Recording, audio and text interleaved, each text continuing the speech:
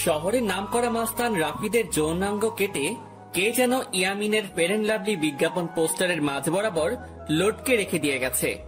পুরো শহরকে যেন তাক লাগিয়ে দিয়েছে এই বিষয়টা। সবাই রাস্তার মাঝে জড়সড় হয়ে বিজ্ঞাপন পোস্টারের দিকে অবাক দৃষ্টিতে তাকিয়ে আছে। কার এত ক্ষমতা বা বুকেট পাঠা যে রাফিদের মতো মাস্তানের এমন দুর্ধর্ষ অবস্থা করেছে। আমি কলেজের দিকেই যাচ্ছিলাম, কিন্তু মানুষের হট্টগোল দেখে সেখানেই দাঁড়িয়ে গেলাম। একজন মানুষ থেকে জিজ্ঞেস করলাম, ভাই কি হয়েছে এখানে? আরে ভাই, দেখছেন না কি হয়েছে? শহরের নামকরা মাস্তান রাফিদের যৌনাঙ্গ কেটে কে যেন লটকে রেখেছে ফেয়ার লাভলি পোস্টারের মাঝে। শুধু তাই নয় যে এমনটা করেছে যে তার একটা নামের কোলন ছেড়ে দিয়ে গেছে, যেটাতে লেখা আছে মাফিয়া গার্ল। লোকটার কথা শুনে থতমত খেয়ে গেলাম, কিন্তু লোকটাকে বুঝতে দিলাম না। ভাই, কে এই মাফিয়া গার্ল? তার বিষয়ে কোনো কিছু জানেন কি? ভাই, তার বিষয়ে আমি কেন, শহরে ডিবি পুলিশরাও তার খোঁজ বের করতে পারিনি। এমন ডেঞ্জারাস এই মাফিয়া গার্ল। আগের বারও লোকাল থানার ওসিকে এই অবস্থায় করে মেরেছিল। ভাই, তাহলে তো অনেক খাতারনাক একটা মানুষ এই মাফিয়া গার্ল। হ্যাঁ, অনেক খতরনাক সে। এবার আমি চললাম ভাই। কখন তার কানে পৌঁছে যায় যে আমি তাকে নিয়ে কথা বলছি, পরে সে আমারও এমন ভয়ঙ্কর অবস্থা করবে। ভাই, মাপও চাই, দোয়াও চাই। এমন বিধ্বংসভাবে মরার কোনো ইচ্ছা নেই আমার। তবে শেষে একটা কথা বলি, মাফিয়া গার্ল যেটা করেছে সেটা একদম ঠিক করেছে। কারণ এই রাফিদ অনেক অত্যাচার করেছে শহরের মানুষকে। এই জালিমের মজা বুঝিয়েছে মাফিয়া গার্ল। লোকটা চলে গেল, আমি এখনো সেখানে দাঁড়িয়ে আছি। আমার মাথায় খালি একটা জিনিসই ঘুরপাক খাচ্ছে, যে এমনটা করেছে তার আসলেই অনেক বড় বুকের পাঠা। কে এই মাফিয়া গার্ল? না, এই মাফিয়া গার্লের সাথে আমি দেখা করব। তখনই কলেজ ফ্রেন্ড শামীম ফোন দিল। কিরে বেটা, তুই কই রে? তাড়াতাড়ি কলেজে আয়। কেন, কিছু হয়েছে নাকি রে? তুই কি রাফিদের বিষয়ে কিছু শুনিসনি? হ্যাঁ শুনেছি, আর আমি তো সেখানে দাঁড়িয়ে আছি। বাবারে, কি কলিজা মাফিয়া গালের! এমন নাম করা নেতাকে সে এইভাবে কেলিয়ে দিল, আমার তো ভাবতে অবাক লাগছে। আচ্ছা, তুই তাড়াতাড়ি কলেজ আয়। কলেজেও এসব নিয়ে তোলপাড় চলছে, কারণ রাফিদ কলেজ নেতা ছিল। আচ্ছা, আমি আসছি, তুই একটু দাঁড়া। ফোনটা রেখে দিয়ে কলেজের উদ্দেশ্যে রওনা হলাম। মাথায় এখনো মাফিয়া গার্লের বিষয়টা ঘুরপাক খাচ্ছে। মাফিয়া গার্লকে নিয়ে ভাবতে ভাবতে কলেজে চলে গেলাম। কলেজে পৌঁছাতেই দেখি শামীম কলেজের গেইটে দাঁড়িয়ে আছে। যাক, তুই এসেছিস, কিন্তু আজ নাকি ক্লাস হবে না রাফিদের বিষয়টার জন্য। কি এক আতঙ্ক লাগিয়ে দিল মাফিয়া গার্ল! আল্লাহ! হ্যাঁ রে, সেই রকমের আতঙ্ক ছড়িয়ে দিয়েছে মাফিয়া গার্ড। তবে একদিকে ভালোই হয়েছে, রাফিদের মতো জানোয়ারকে সেই সাইজ করেছে। অনেক উড়েছিল বেটা, এবার উড়াউড়ি বন্ধ হয়ে গেছে চিরতরে। এজন্যই বলে বেশি উড়া ভালো না। হ্যাঁ, রাফিদ অনেক পাওয়ার দেখাতো কলেজে, একদম শিক্ষা দিয়ে দিয়েছে মাফিয়া গার্ল। আচ্ছা, বাদ দে এখন ওসব কথা, চল নদীর পাড়ে গিয়ে আড্ডা দিব। ওকে চল। তারপর দুই বন্ধু মিলে চলে গেলাম নদীর পাড়ে। সেখানে গিয়ে দুই বন্ধু বসে বসে আড্ডা মারছি। হঠাৎই নজর পড়লো আমাদের অপোজিটে বসে থাকা একটা মেয়ের দিকে। সে ল্যাপটপ নিয়ে বসে বসে কি একটা যেন করছিল। মেয়েটাকে ঠিক মতন দেখা যাচ্ছে না, কারণ চুলের কারণে পুরো চেহারা ঢেকে আছে। তবে যতটুকু দেখা যাচ্ছে শরীরের অঙ্গ, ততটুকু দেখে বুঝে গেলাম যে মেয়েটার গায়ের রং হুট পরিদের মতন। এই আকাশ, তুই ওদিক তাকিয়ে কি দেখছিস? আমি কত সময় ধরে বকবক করে চলেছি। আরে দেখ না, সামনে বসে থাকা মেয়েটার দিকে, কেমন মগ্ন হয়ে ল্যাপটপে কাজ করছে। আরে, এ তো আমাদের কলেজের রামিসা, যে কিনা কলেজের টপার, সবসময় পড়ালেখা নিয়ে মগ্ন থাকে। এখন নিশ্চয়ই ল্যাপটপে পড়ালেখা নিয়ে গবেষণা চলছে। শামীম, তুই একটা জিনিস লক্ষ্য করেছিস মেয়েটার? তার চুলগুলো কত লম্বা লম্বা, আর গায়ের রংটাও পুরো দুধে আলতা। হ্যাঁ, সে আমি অনেক আগ থেকে জানি, কারণ কলেজের সবাই ওর জন্য পাগল, কিন্তু সে কাউকে পাত্তা দেয় না। সারাদিন পড়ালেখা নিয়ে পড়ে থাকে, তার কাছে এসবের কোনো টাইম নেই। কিন্তু বন্ধু, মেয়েটাকে দেখে না আমার ভিতরে কেমন ঘুটাঘুটি হচ্ছে। মনে হচ্ছে যেন মেয়েটা আমার ভবিষ্যৎ বউ হবে। সেই স্বপ্ন কোনোদিনই পূরণ হবে না তোর, কারণ আমাদের মতো ছাগলের কপালে এসব মেয়ে কখনোই জুটবে না। আরে জুটবে কি জুটবে না সেসব পরে দেখা যাবে, কিন্তু এখন চল না ওর সাথে একটু কথা বলে আসি। মনটা না কেমন যেন ছটফট করছে কথা বলার জন্য। আরে ভাই, তোর কি মনে হয় সে আমাদের সাথে কথা বলবে? ভাই তাও চল না প্লিজ। চল। শামীমকে নিয়ে মেয়েটার কাছে চলে গেলাম। মেয়েটার সামনে গিয়ে দাঁড়িয়ে আছি ছায়া মূর্তির মতন, কিন্তু তার যেন আমাদের দিকে কোনো খেয়ালই নেই। সে তার কাজে মগ্ন হয়ে আছে। এই দেখলি, দানবের মতো দুটো মানুষ আমরা তার সামনে এসে দাঁড়িয়ে আছি, কিন্তু আমাদের দিকে কোনো খেয়াল নেই। রামিসা এমনই, কারোর সাথে কথাই বলে না। আরে চুপ থাকতো, আমি কথা বলছি, দেখতে থাক। আমি গলায় বড় করে কাশি দিলাম, কিন্তু মেয়েটার কোনো রেসপন্সই দেখতে পেলাম না। মেয়েটা এখনো তার কাজে মগ্ন। এবার শরম লজ্জা ভেঙে সোজা ডাক দিলাম, এই যে শুনছেন। মেয়েটা আমার ডাক শুনে ল্যাপটপ থেকে মাথা তুলে তাকালো। এতটা সময় মেয়েটার চেহারা দেখা যাচ্ছিল না, কিন্তু এখন সে আমাদের দিকে তাকানোই পুরো স্পষ্ট দেখা যাচ্ছে চেহারা। মেয়েটাকে দেখে পুরো শরীর ঠান্ডা হয়ে গেল আমার। ও আল্লাহ, এটা তো মেয়ে না, এটা তো পরিপালক থেকে ভুল করে নেমে আসা কোনো হুটপড়ি। জি বলুন। আমি মেয়েটার দিকে চোখ বড় বড় করে তাকিয়ে আছি। আমার তো পুরো দুনিয়াদারি যেন নিমিষেই থমকে গেল। আমি চুপচাপ তাকিয়ে আছি মেয়েটার দিকে। তখনই সাইড থেকে শামীম ধাক্কা দিয়ে বলল, আরে আকাশ, তুই কোথায় হারিয়ে গেলি? হ্যাঁ। শামীমের কথায় হুঁশ ফিরে আসলো। না না, আমি এখানে আছি, কোথাও হারাইনি। না হারালে বোবার মতন ওর দিকে ড্যাব ড্যাব করে তাকিয়ে আসিস যে। শামীম কথা শেষ না করতেই পাশ থেকে মেয়েটা আবার বলে উঠল, জি কিছু বলবেন? না না, কিছু বলবো না, আপনাকে শুধু চেয়ে চেয়ে দেখবো। মানে বুঝলাম না। আরে মানে আপনার সাথে একটু কথা বলতে চাই। জি বলুন, বললাম তো। আপনার পাশে কি একটু বসা যাবে? আগে পাশে বসে কি করবেন? কি বলতে এসেছেন সেটা বলে প্লিজ চলে যান। আমি এখন পড়া নিয়ে একটু বিজি আছি। আচ্ছা থাক, তাহলে অন্য একদিন বলবো। আচ্ছা। মেয়েটা আবার ল্যাপটপে মাথা গুজে দিল, আর আমি বোকার মতন সেখানে ঠায় দাঁড়িয়ে আছি। আমার যেন ভ্রুমি কাটছে না। মেয়েটাকে দেখার পর থেকে পুরোপুরি মাতাল হয়ে গেছি আমি। এই আকাশ, চল এবার। না, আমি যাব না, তুই যা। মানে কি আকাশ, এখানে দাঁড়িয়ে দাঁড়িয়ে কি করবি শুনি? মেয়েটাকে তাকিয়ে তাকিয়ে দেখবো। আকাশ, তোর মাথা কি খারাপ টারাপ হয়ে গেল নাকি? কি সব আবল তাবল বলছিস? হ্যাঁ হ্যাঁ, হয়তো হয়ে গেছে। ওহ আল্লাহ, কোন পাগলের পাল্লায় পড়লাম আমি। আচ্ছা শামীম, একটা কথা বলি। হ্যাঁ বল। আমার না মেয়েটাকে কোলে উঠিয়ে নিয়ে কাজী অফিসে দৌড় দিতে মন চাচ্ছে। ইচ্ছে করছে এখনই বউ বানিয়ে ফেলি মেয়েটাকে। একটা ঠাটিয়ে লাগিয়ে দিব তোর গালে, বেটা ফাজিল। চল তুই এখান থেকে। শামীম আকাশকে টেনে সেখান থেকে নিয়ে আসলো। শামীম, এমনটা না করলেও পারতিস, আর একটু দেখতে দিলে কি হতো মেয়েটাকে। একদম চুপ তুই।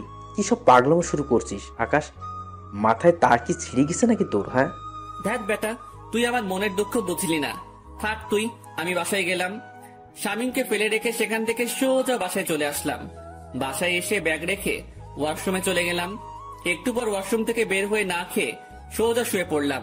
মেয়েটাকে দেখার পর থেকে যেন খাওয়া দাওয়ার সমস্ত রুচি উঠে গেছে আমার। বিছানায় শুয়ে শুয়ে মেয়েটার কথা ভাবতে লাগলাম। মেয়েটাকে নিয়ে ভাবতে ভাবতে কখন যে ঘুমিয়ে গেছি আল্লাহ জানে। এক ঘুমে রাত হয়ে যায়, তাও ঘুম ভাঙেনি আমার। শামীম ফোন দিয়ে ঘুম ভাঙিয়েছে। আকাশ, তুই কি করছিস রে? আরে ঘুমাচ্ছি। হ্যাঁ এমনটাই করবি।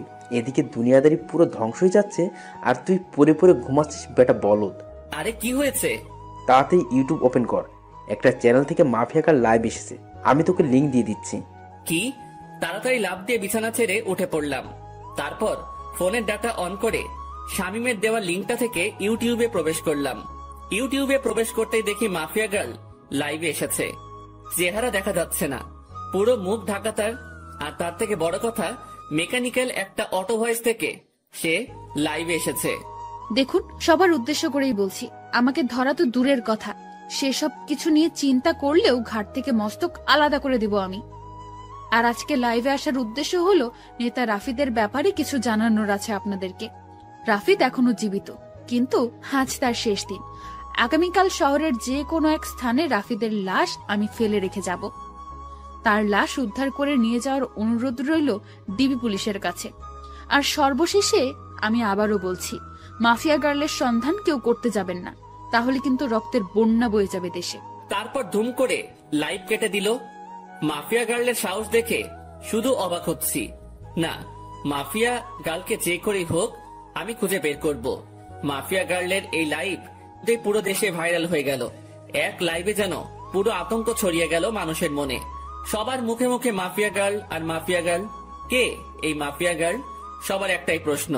একটু পর চ্যানেল আর লাইভটা কেটে দিল মাফিয়া গার্ল। পুরো সবকিছু সে ভ্যানিশ করে দিয়েছে, পুরোপুরি উদাও হয়ে গেল সমস্ত কিছু।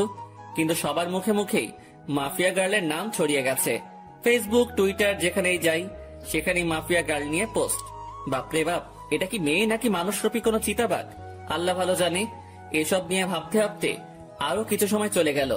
না, এসব নিয়ে এখন আর ভাবা চলবে না, আগে গিয়ে কিছু খেয়ে নেই। বিছানা ছেড়ে উঠে পড়লাম। তারপর হাত মুখে পানির ছিটা দিয়ে এসে কিছু খেয়ে নিয়ে আবারও ঘুমিয়ে পড়লাম। সকালবেলা ঘুম ভাঙলো ফোনের আওয়াজে। কে যেন কিছু একটা মেইল করেছে। ঘুমের ঘোরে ফোনটা হাতে নিয়ে মেইলটা ওপেন করলাম। দেখলাম একটা ভয়েস মেইল। ভয়েসটা প্লে করলাম। প্লে করতেই আমার পুরো হুঁশ উড়ে গেল। আমি এক লাফ দিয়ে সোজা বিছানা ছেড়ে উঠে দাঁড়িয়ে গেলাম। মাফিয়া গার্লের সেই ভয়ঙ্কর আওয়াজে কেউ আমায় মেইল করেছে। বৎস, আমার অস্তিত্ব তালাশ করতে চেও না। আমার অস্তিত্ব তালাশ করতে গেলে নিজের অস্তিত্বই হারিয়ে ফেলবে। ভয়েসটা শুনে থতমত খেয়ে গেলাম। এটা কি করে সম্ভব? মাফিয়া গার্ল আমায় ভয়েস মেইল করেছে।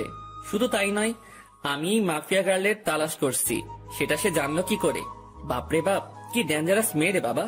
আমায় মেইল করে শাসায়। মাথায় তো কিছুই কাজ করছে না ভয়েসটা শোনার পর থেকে। কিন্তু আমি তো থেমে থাকবো না।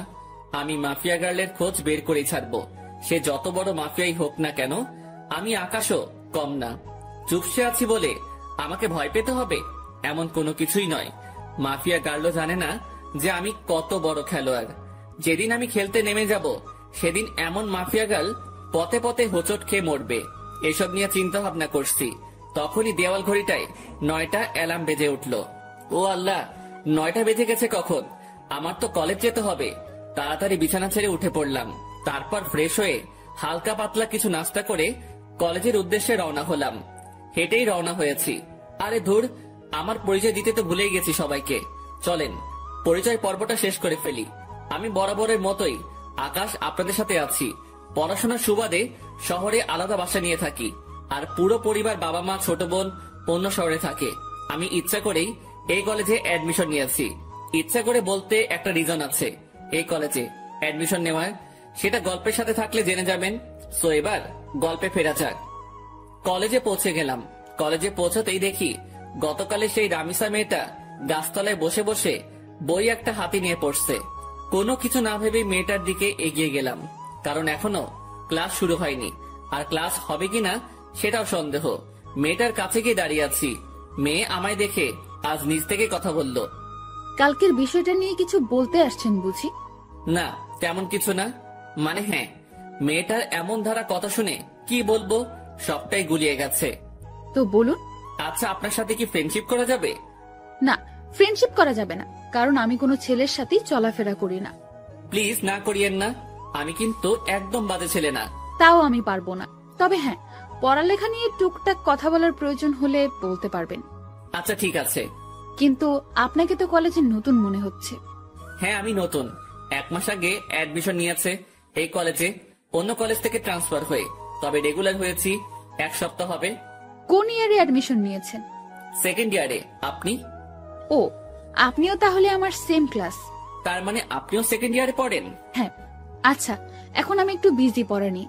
আপনার সাথে পরে কথা হবে, কেমন? আচ্ছা ঠিক আছে, সে না হয় পরে কথা বলবো।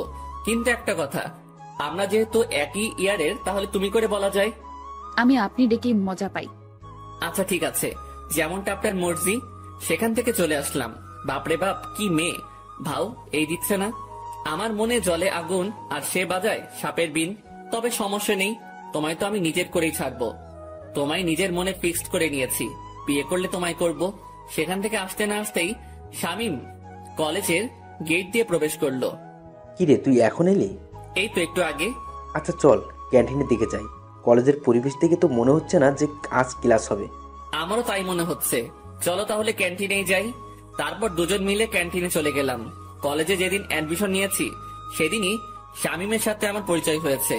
অল্প কয়েকদিনে খুব ভালো বন্ধু হয়ে উঠেছি আমরা। 2 বন্ধু মিলে ক্যান্টিনে বসে বসে কফি খাচ্ছিলাম। তখনই আশেপাশের লোকজন সবাই একদিকে দৌড়ে ছুটে যাচ্ছে। একজনকে ডেকে জিজ্ঞেস করলাম, ভাই কি হয়েছে? আপনারা এভাবে দৌড়াচ্ছেন কেন? আরে ভাই, আপনারা কোন দুনিয়ায় থাকেন? হ্যাঁ, যে কোনো কিছুই বলতে পারেন না? ভাই, এই দুনিয়াতেই আছি, কিন্তু কি হয়েছে সেটা তো বলবেন। আরে মাফিয়া গার্ল রাফিদকে মেরে ওর লাশ চৌরাস্তার মোড়ে লটকে রেখে দিয়ে গেছে। লোকটার কথা শুনে মাথায় বড়সড় একটা বাজ পড়লো। মাফিয়া গার্ল সত্যি তাহলে রাফিদকে মেরে ফেলেছে? শামীম, চল তো তাড়াতাড়ি। হ্যাঁ চল। শামীমকে নিয়ে তাড়াতাড়ি চৌরাস্তার মোড়ে চলে গেলাম। সেখানে গিয়ে দেখি কয়েক হাজার মানুষ একত্রে জমা হয়েছে, আর চৌরাস্তার মোড়ে একটা বড় গাছের উপরে রাফিদের লাশ ঝুলছে। রাফিদের লাশ দেখে নিজেরই কলিজা কেঁপে উঠল। একটা মেয়ের পক্ষে কি করে সম্ভব এটা? একটা মেয়ে শহরের নাম করা নেতাকে এমন বিভৎসভাবে মারলো যে দেখে বিশ্বাসই হচ্ছে না। চুপচাপ সেখানে নীরব দর্শকের মতন দাঁড়িয়ে আছি। ডিবি পুলিশ রাফিদের লাশ গাছ থেকে নামাচ্ছে। রাফিদের সারা শরীরে স্পট। মানুষজনকে ঠেলে ডিবি পুলিশের দিকে এগিয়ে গেলাম। ডিবি পুলিশ রাফিদের লাশ মাটিতে নামালো। তাকে মাটিতে নামিয়ে শরীরের তল্লাশি চালিয়ে দেখে রাফিদের পকেটে একটা চিঠি, যেটাতে লিখা আছে, আজ দুপুর 3টায় আমি কালকের ন্যায় লাইভে আসবো, সবাই তৈরি থাকেন ধামাকার জন্য। মাফিয়া গার্লের চিঠি পড়ে সবার চোখ কপালে উঠে গেল। কি করতে যাচ্ছে মাফিয়া গার্ল? রাফিদকে তো মেরে ফেলেছে, আবার কি নতুন করে ধামাকা দিবে সে? না, আজ লাইভ দেখতে হবে। এদিকে ডিবি পুলিশ সবার স্থান ত্যাগ করতে বলল। সবাই যে যার মতন চলে গেল। আমিও চলে আসলাম বাসায়। কলেজের দিকে আর গেলাম না। বাসায় এসে 3টা বাজার অপেক্ষা করছি। দুপুর 3টা বাজতে আর 2 মিনিট বাকি। তখনই মাফিয়া গার্লের সেই ইউটিউব লিংকে ক্লিক করলাম, আর চ্যানেলটা ওপেন হয়ে গেল। 3টা বেজে গেছে, আর সাথে সাথে চ্যানেলটা থেকে মাফিয়া গার্ল লাইভে চলে আসলো। সে গতকালের ন্যায় মেকানিক্যাল একটা টোন ব্যবহার করে লাইভে এসেছে। আমি জানি আপনারা সবাই আমার লাইভের জন্য অপেক্ষা করছেন, সো অপেক্ষার প্রহর কেটে গেছে, আমি চলে এসেছি। এবার হবে আসল ধামাকা। আপনারা সবাই রাফিদের লাশ তো পেয়ে গেছেন, এবার লিস্টে রয়েছে এসপি ওসমান। তার মরার পালা চলে এসেছে। এসপি ওসমান, মৃত্যুর জন্য তৈরি হয়ে নে। এবার তোকে আমার হাত থেকে কেউ রক্ষা করতে পারবে না। সমাজের আড়ালে লুকিয়ে থাকা সব কটা মুখোশধারীকে এইভাবে ভয়ানক মৃত্যুদণ্ড দিব আমি। কেউ তোদেরকে আমার হাত থেকে বাঁচাতে পারবে না। আর শুনে রাখেন সকলেই, আমি কোনো খারাপ কাজ করছি না, সমাজের নষ্টাগুলোকে বেছে বেছে সাজা দিচ্ছি। এসপি ওসমানের মৃত্যুর পর বাকি টার্গেটের নাম আমি বলে দেব। এসব কিছু আমি সমাজের ভালোর জন্যই করছি। তবে হ্যাঁ, আমার পার্সোনাল একটা মাকসাদ আছে, সেটা হলো আমি আগুনের সাথে দেখা করতে চাই। এসব করে সে যেন নিজেই আমার কাজকর্ম দেখে আমার সাথে দেখা করে। যতদিন না সে আমার সাথে দেখা করবে, ততদিন আমি এইরূপ কাজ করেই যাব। মাফিয়া গার্লের মুখে আগুন নামটা শুনে ভিতরে ছ্যাত করে উঠল। আল্লাহ, এ তো দেখি উল্টো চক্র। যেখানে মাফিয়া গার্লকে আমি খুঁজছি, সেখানে সে উল্টো আগুনের তালাশ করছে। না, মাফিয়া গার্লের খোঁজ বের করতেই হবে, যে করে হোক না কেন। আমি মাফিয়া গার্লকে খুঁজে বের করবই। তবে আগে মাফিয়া গার্লের পরিশেষটা শুনি, সে কি বলতে চাই। আগুন, আপনি যেখানেই আছেন না কেন, আপনি যদি আমার তালাশ না করেন, তাহলে এসব কোনোদিনও বন্ধ করব না আমি। একটা কোডিং দিয়ে গেলাম আমার, 2244। এই কোডিংটা আপনি ছাড়া কেউ বুঝবে না, সো নিজেই আমার খোঁজ বের করুন। মাফিয়া গার্লের কোডিং শুনে আরো মাথা খারাপ হয়ে গেল। মাফিয়া গার্ল চাইছেটা কি? কিছুই তো মাথায় কাজ করছে না। সে আগুনের সাথে দেখা করতে চায়, তার উপরে আবার সে নিজের লিড কোড ইউজ করছে। মাথা তো পুরো কাজ করা বন্ধ করে দিয়েছে, আর কিছুই যেন ভাবতে পারছি না। মাথা পুরো জ্যাম হয়ে গিয়েছে।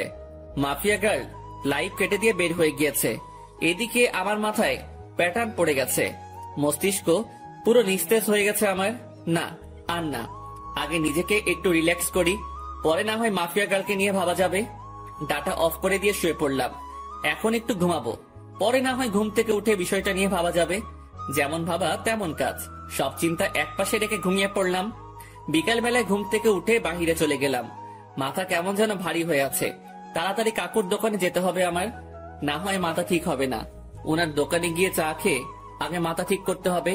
কাকুর দোকানে গিয়ে চায়ের অর্ডার করলাম। মাথার জ্যাম মোটামুটি ছুটেছে মনে হচ্ছে। চা খেয়ে শরীরটা চাঙ্গা লাগছে একটু। হ্যাঁ, এবার শান্ত মাথায় ভাবি মাফিয়া গার্লের কথা। আচ্ছা, মাফিয়া গার্ল আমার খোঁজ কেন করছে? কি চাই সে আমার কাছে? আর কেনই বা সে এসব কর্মকাণ্ড করছে? দেশে তো প্রশাসন আছে দুর্নীতিবাজদেরকে শাস্তি দেওয়ার জন্য, তারপরেও কেন মাফিয়া গার্ল আইনের বিপক্ষে যাচ্ছে? হাজারটা প্রশ্ন নিজেকে নিজে ছুড়ে মারলাম।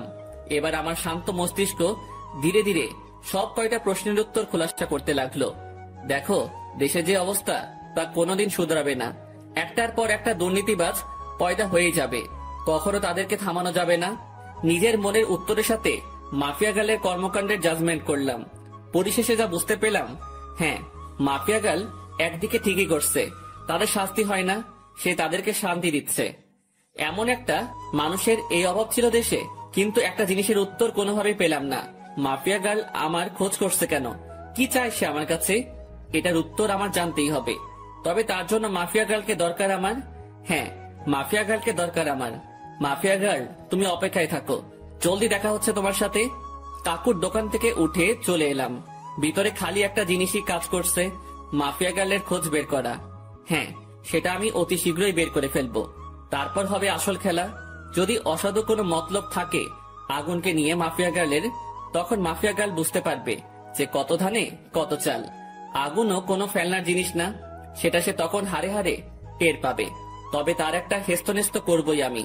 সে আগুনকে হয়রানি করিয়েছে, সে জানে না যে সে আগুন নিয়ে খেলা করছে। যে আগুন বছর 3 আগে জ্বলে উঠেছিল, সেদিন কয়েক শতাধিক মানুষের চোখে মুখে ছিল কান্না আর আতঙ্কে ছিল পুরো দেশ। আর সে আগুনকে মাফিয়া গার্ল নামক 2 দিনের একটা মেয়ে ফোর্স করে দেখা করার জন্য। এটার মজা তাকে বুঝাবো আমি। এসব নিয়ে ভাবতে ভাবতে বাসায় চলে এলাম। বাসায় এসে কিছু সময় বই নিয়ে ঘাটাঘাটি করে উঠে পড়লাম। তারপর খেয়ে দিয়ে বিছানায় পিঠ এলিয়ে দিলাম।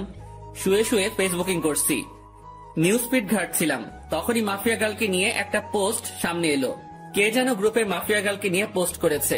পোস্টের ক্যাপশনে লেখা, mafia girl is the best women in the world. ইস, আমিও যদি মাফিয়া গার্লের মতন হতে পারতাম। পোস্টটা দেখে একটা রিয়াকশন মনে পড়লো, বাবা গো বাবা, টুরু লাভ। আরে বেটা, তোর যদি এতই মাফিয়া গার্লের মতন হওয়ার ইচ্ছা, তাহলে লিঙ্গ পরিবর্তন করে মাফিয়া গার্লের মতন কাজকর্ম শুরু করলেই পারিস। যত সব বিরক্তিকর পোস্ট, মাথা পুরো বিগড়ে যাচ্ছে মানুষের আহ্লাদ দেখে।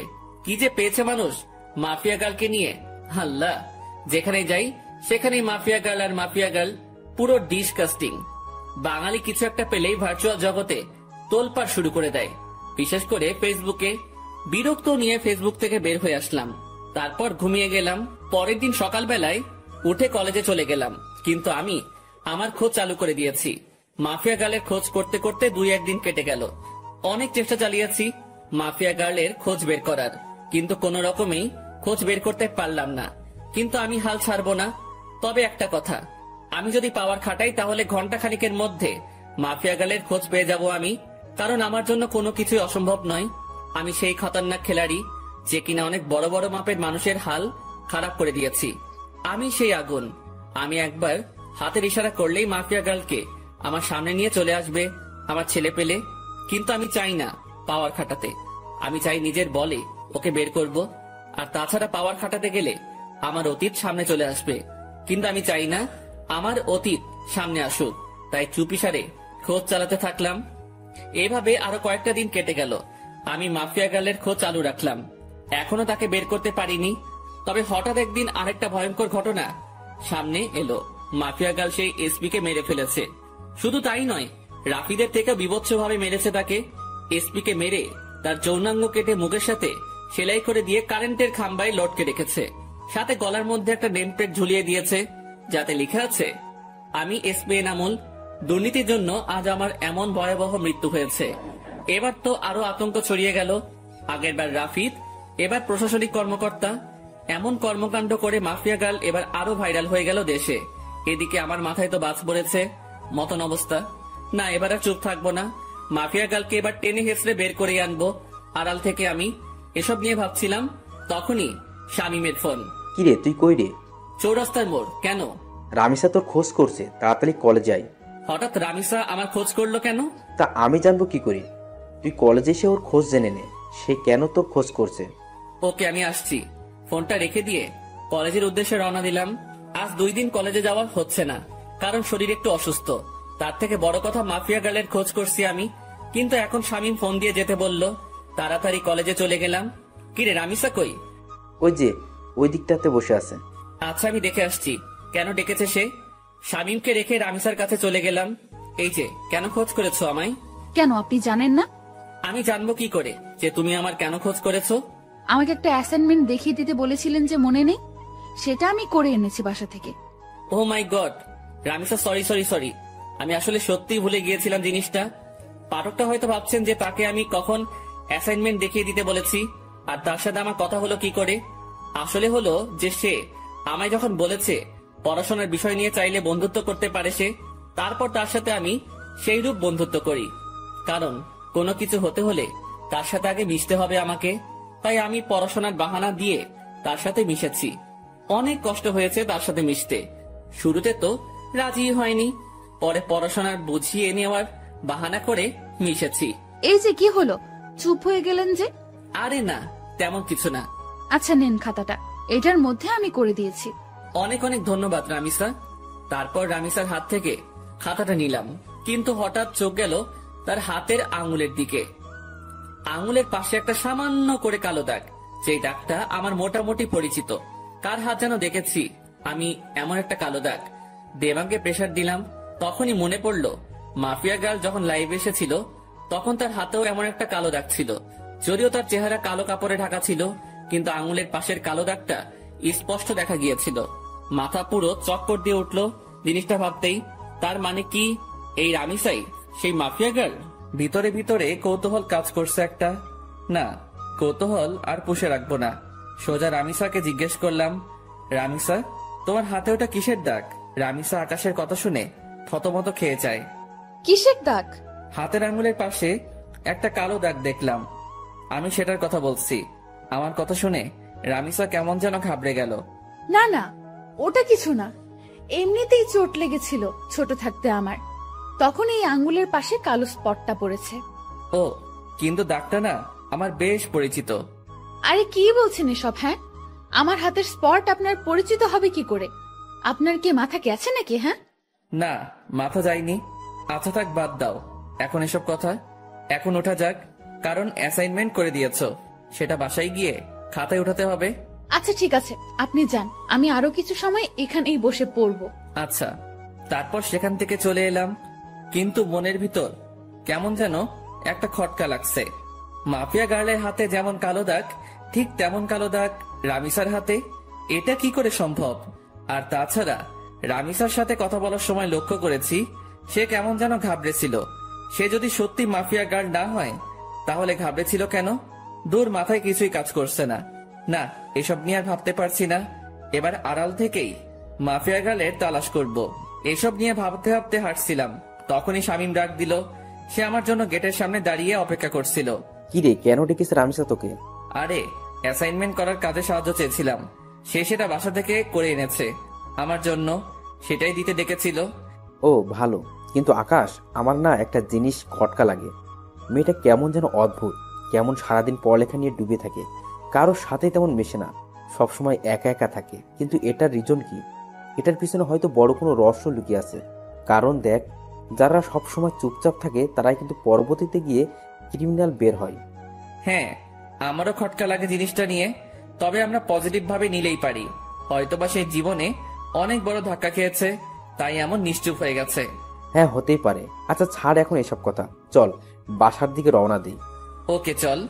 শামীমের সাথে কথা বলে বাসায় চলে গেলাম। সে তার বাসায় গিয়েছে, আর আমি আমার বাসায়। বাসায় এসে ফ্রেশ হয়ে খেয়ে নিলাম। হোটেলের বয় এসে খাবার রেখে দিয়ে চলে গেছে। খেয়ে দিয়ে বিছানায় গায়ে দিয়ে দিলাম। ফোনটা হাতে নিয়ে ডাটা অন করলাম, ফেসবুকিং করব একটু। কিন্তু অবাক কাণ্ডটা তখনই ঘটলো যখন আমি ফেসবুক অ্যাপসটাতে প্রবেশ করলাম। আমার ফেসবুক অ্যাকাউন্ট অন্য কেউ কন্ট্রোলে নিয়ে নিয়েছে, তবে আমি ফেসবুকে প্রবেশ করলাম ইজিলি ভাবে।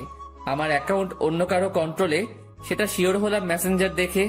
আমার নিজের ইনবক্সে অটোমেটিক মেসেজ আসছে। কি রে, অনেক উড়াউড়ি করছিস মনে হয়। মানে বুঝলাম না, আপনি কে আর আমার আইডি কেন হ্যাক করেছেন? আমি কে সেটা আমার কথা শুনেই বুঝে যাবি। আর আইডি হ্যাক করেছি তোর 12টা বাজাতে। মানে আমি আপনার কি ক্ষতি করেছি যে আপনি আমার 12টা বাজাতে আমার আইডি হ্যাক করেছেন? তুই আমার পিছু কেন লেগেছিস? কি মনে করিস তুই নিজেকে? হ্যাঁ, লুকিয়ে খুঁজে বের করে ফেলবি? এত সহজ সবকিছু? কথা শুনে বুঝতে বাকি নাই যে মাফিয়া গার্ল আমার অ্যাকাউন্ট হ্যাক করে নিজের আয়ত্তে নিয়ে নিয়েছে। তাড়াতাড়ি সেটিংসে চলে গেলাম। সেখানে গিয়ে ইনফরমেশন চেক করে দেখি আমার সমস্ত কিছু মাফিয়া গার্ল পরিবর্তন করে ফেলেছে।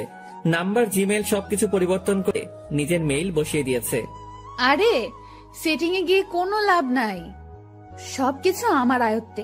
তোর অ্যাকাউন্ট পুরোপুরি ভাবে হ্যাক করে নিয়েছি আমি। তাহলে আমি আইডিতে প্রবেশ করলাম কি করে?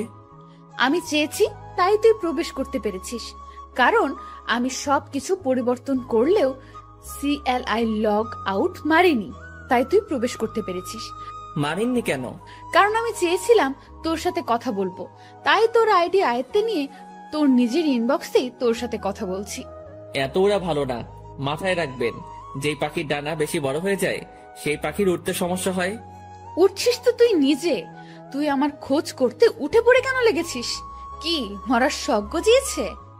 অসাধারণ জোকস, হাসি আসলো আপনার কথা শুনে। হাসি বের করে দিব, টেনশন নিস না। মরার জন্য এত উতাল পাতাল হচ্ছিস তো, সেই শখ আমি পূরণ করে দেব। সবে মাত্র অ্যাকাউন্ট হ্যাক করেছি, আর একটু ধৈর্য ধর, তারপর তুই নিজেই হ্যাক হয়ে যাবি। এই জোকসটা আরো সেরা ছিল, তবে আমার একটু হাসি আসেনি এবার, কারণ এমন আবাল সাবাল আমি গুনি না। আর আপনি যত বড় মাফিয়া হন না কেন, সেসব আমার দেখার বিষয় না। সো আমার ভয় দেখাতে আসিয়েন না। আপনার মতন অনেক বড় বড় খিলাড়ি দেখেছি আমি। সো ফাও ফাও পাগলামো না করে নিজের মতন থাকেন, না হয় নিজের বিপদ নিজেই ডেকে আনবেন। তুই মনে হয় আমার সম্পর্কে ভালো করে না জেনে কথা বলছিস। আপনার সম্পর্কে না জেনে কথা বলছি না, বরং আপনি আমার সম্পর্কে না জেনে কথা বলছেন। শুনেন, কারোর সাথে পাঙ্গা নেওয়ার আগে দেখে শুনে নিবেন, না হয় পরে দেখা যাবে বিপরীত পক্ষ বাপ লেভেলের মানুষ। সব বুঝে শুনে পাঙ্গা নেন। বাপ না চিনে পাঙ্গা নিতে আসবেন তো সোজা বাসমারা খাবেন। হারামির বাচ্চা, তুই সত্যিই মরবি। মাফিয়া গার্লের সাথে বেয়াদবি করার ফল তুই পাবি। তোর প্রথম সাজা স্বরূপ আইডিটা চিরতরে পাবি না, বাকি তোকে পরে আমি সাইজ করব। এতটা সময় ভালো করে কথা বলেছি, কিন্তু এখন আর না। তুইও শুনে রাখ, বাপ না চিনে আবলামি করার কারণে কিক দিয়ে সোজা দুনিয়া ছাড়া করবো তোকে। আর কি বলি তুই, আমার ফেসবুক অ্যাকাউন্ট আমি আর পাবো না? তাহলে চ্যালেঞ্জ দিয়ে বললাম, 10 মিনিটে তোর থেকে ফেসবুক অ্যাকাউন্ট আমি আমার কন্ট্রোলে নিব। দেখি পারলে আমায় আটকে দেখা। রেগে মেগে মোবাইলটা ছুঁড়ে মারলাম। তারপর বিছানা ছেড়ে উঠে গিয়ে টেবিলের উপরে থাকা ল্যাপটপটা ওপেন করে অটো কোডিং দিয়ে ফেসবুকটা ফিরিয়ে আনলাম। এটা করতে পুরোপুরি 10 মিনিটও লাগেনি। আবার মাফিয়া গার্ল আমার সাথে টক্কর দিতে আসে। তারপর ফেসবুকটাকে সিকিউরিটি করে বের হয়ে আসলাম। কোনোদিন যদি মাফিয়া গার্লকে সামনে পাই, গাল দুটো লাল করে দিব সোজা।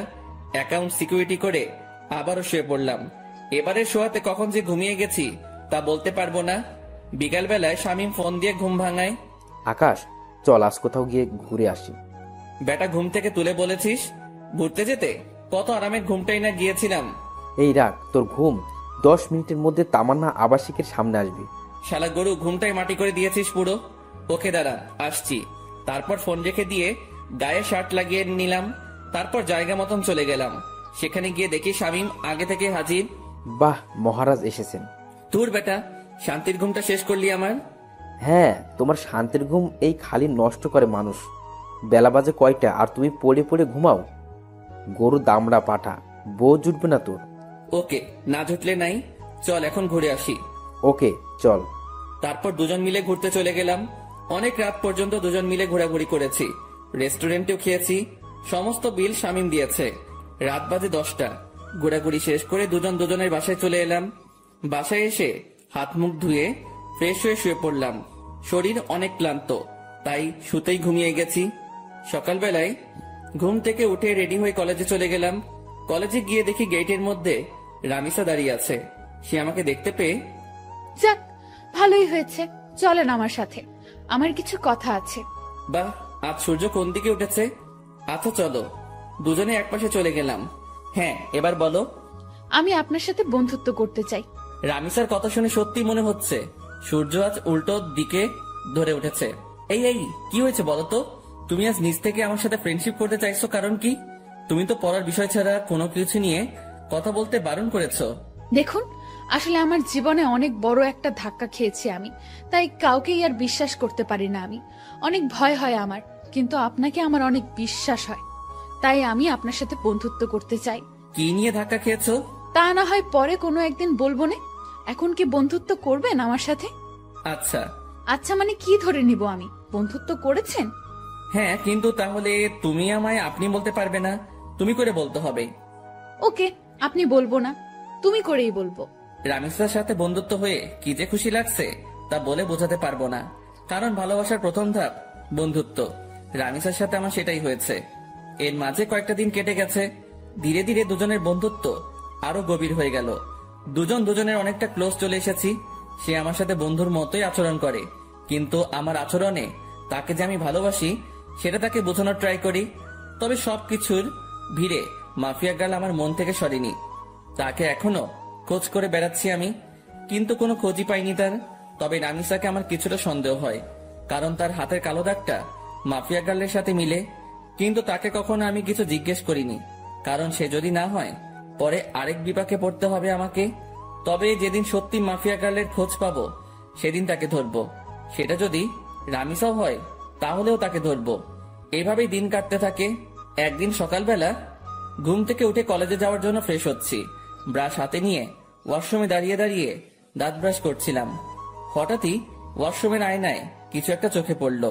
ভালো করে লক্ষ্য করে দেখলাম আমার পিছন বরাবর মাস্ক পরে কেউ একজন দাঁড়িয়ে আছে। মাস্ক আর চেহারার আকৃতি দেখে বুঝতে বাকি রইল না আমার যে আমার পিছনে মাফিয়া গার্ল দাঁড়িয়ে আছে। আজ মাফিয়া গার্লের শেষ দিন, কেমন ঘটিয়ে দিব আজ মাফিয়া গার্লের। সাথে সাথে ঘাড় ঘুরিয়ে পিছনে তাকালাম, কিন্তু অবাক করা বিষয়, পিছনে কাউকে দেখতে পেলাম না। মিনিটের মধ্যে মাফিয়া গার্ল যেন কোথায় হাওয়া হয়ে গেল। কিরে, গেল কোথায় সে? সারা ওয়াশরুম চোখ বুলিয়ে দেখতে লাগলাম, কিন্তু কোথাও মাফিয়া গার্লকে দেখতে পেলাম না। মিনিটের মধ্যে কোথাও উদা হয়ে গেলাম মাফিয়া গার্ল। মাথায় তো কিছু খেলছে না। চার দেওয়ালের মাঝ থেকে হাওয়া কি করে হয়ে গেল সে? মাফিয়া গার্ল কি সত্যি এখানে এসেছিল, না আমি চোখে ধাঁধা খেয়েছি? নিজেকে চিমটি কেটে দেখলাম, না সত্যি তো এখানে কেউ নাই। তার মানে আমি ধাঁধা খেয়েছি। ওফ আল্লাহ, এই মাফিয়া গার্লকে যে আমি কি করব তা আমি নিজেও জানি না। খালি সময়ের অপেক্ষায় আছি, সময়টা হোক একবার। তারপর তাড়াতাড়ি ফ্রেশ হয়ে বের হয়ে এলাম ওয়াশরুম থেকে। তারপর নাস্তা করে কলেজের উদ্দেশ্যে রওনা হলাম। কলেজে পৌঁছে রামিসার সাথে ক্লাসে চলে গেলাম। শামীম আজ কেন জানি কলেজে আসেনি। আমি আর রামিসা ক্লাস শেষ করে আড্ডা দিতে বসলাম একটা নির্জন জায়গায়।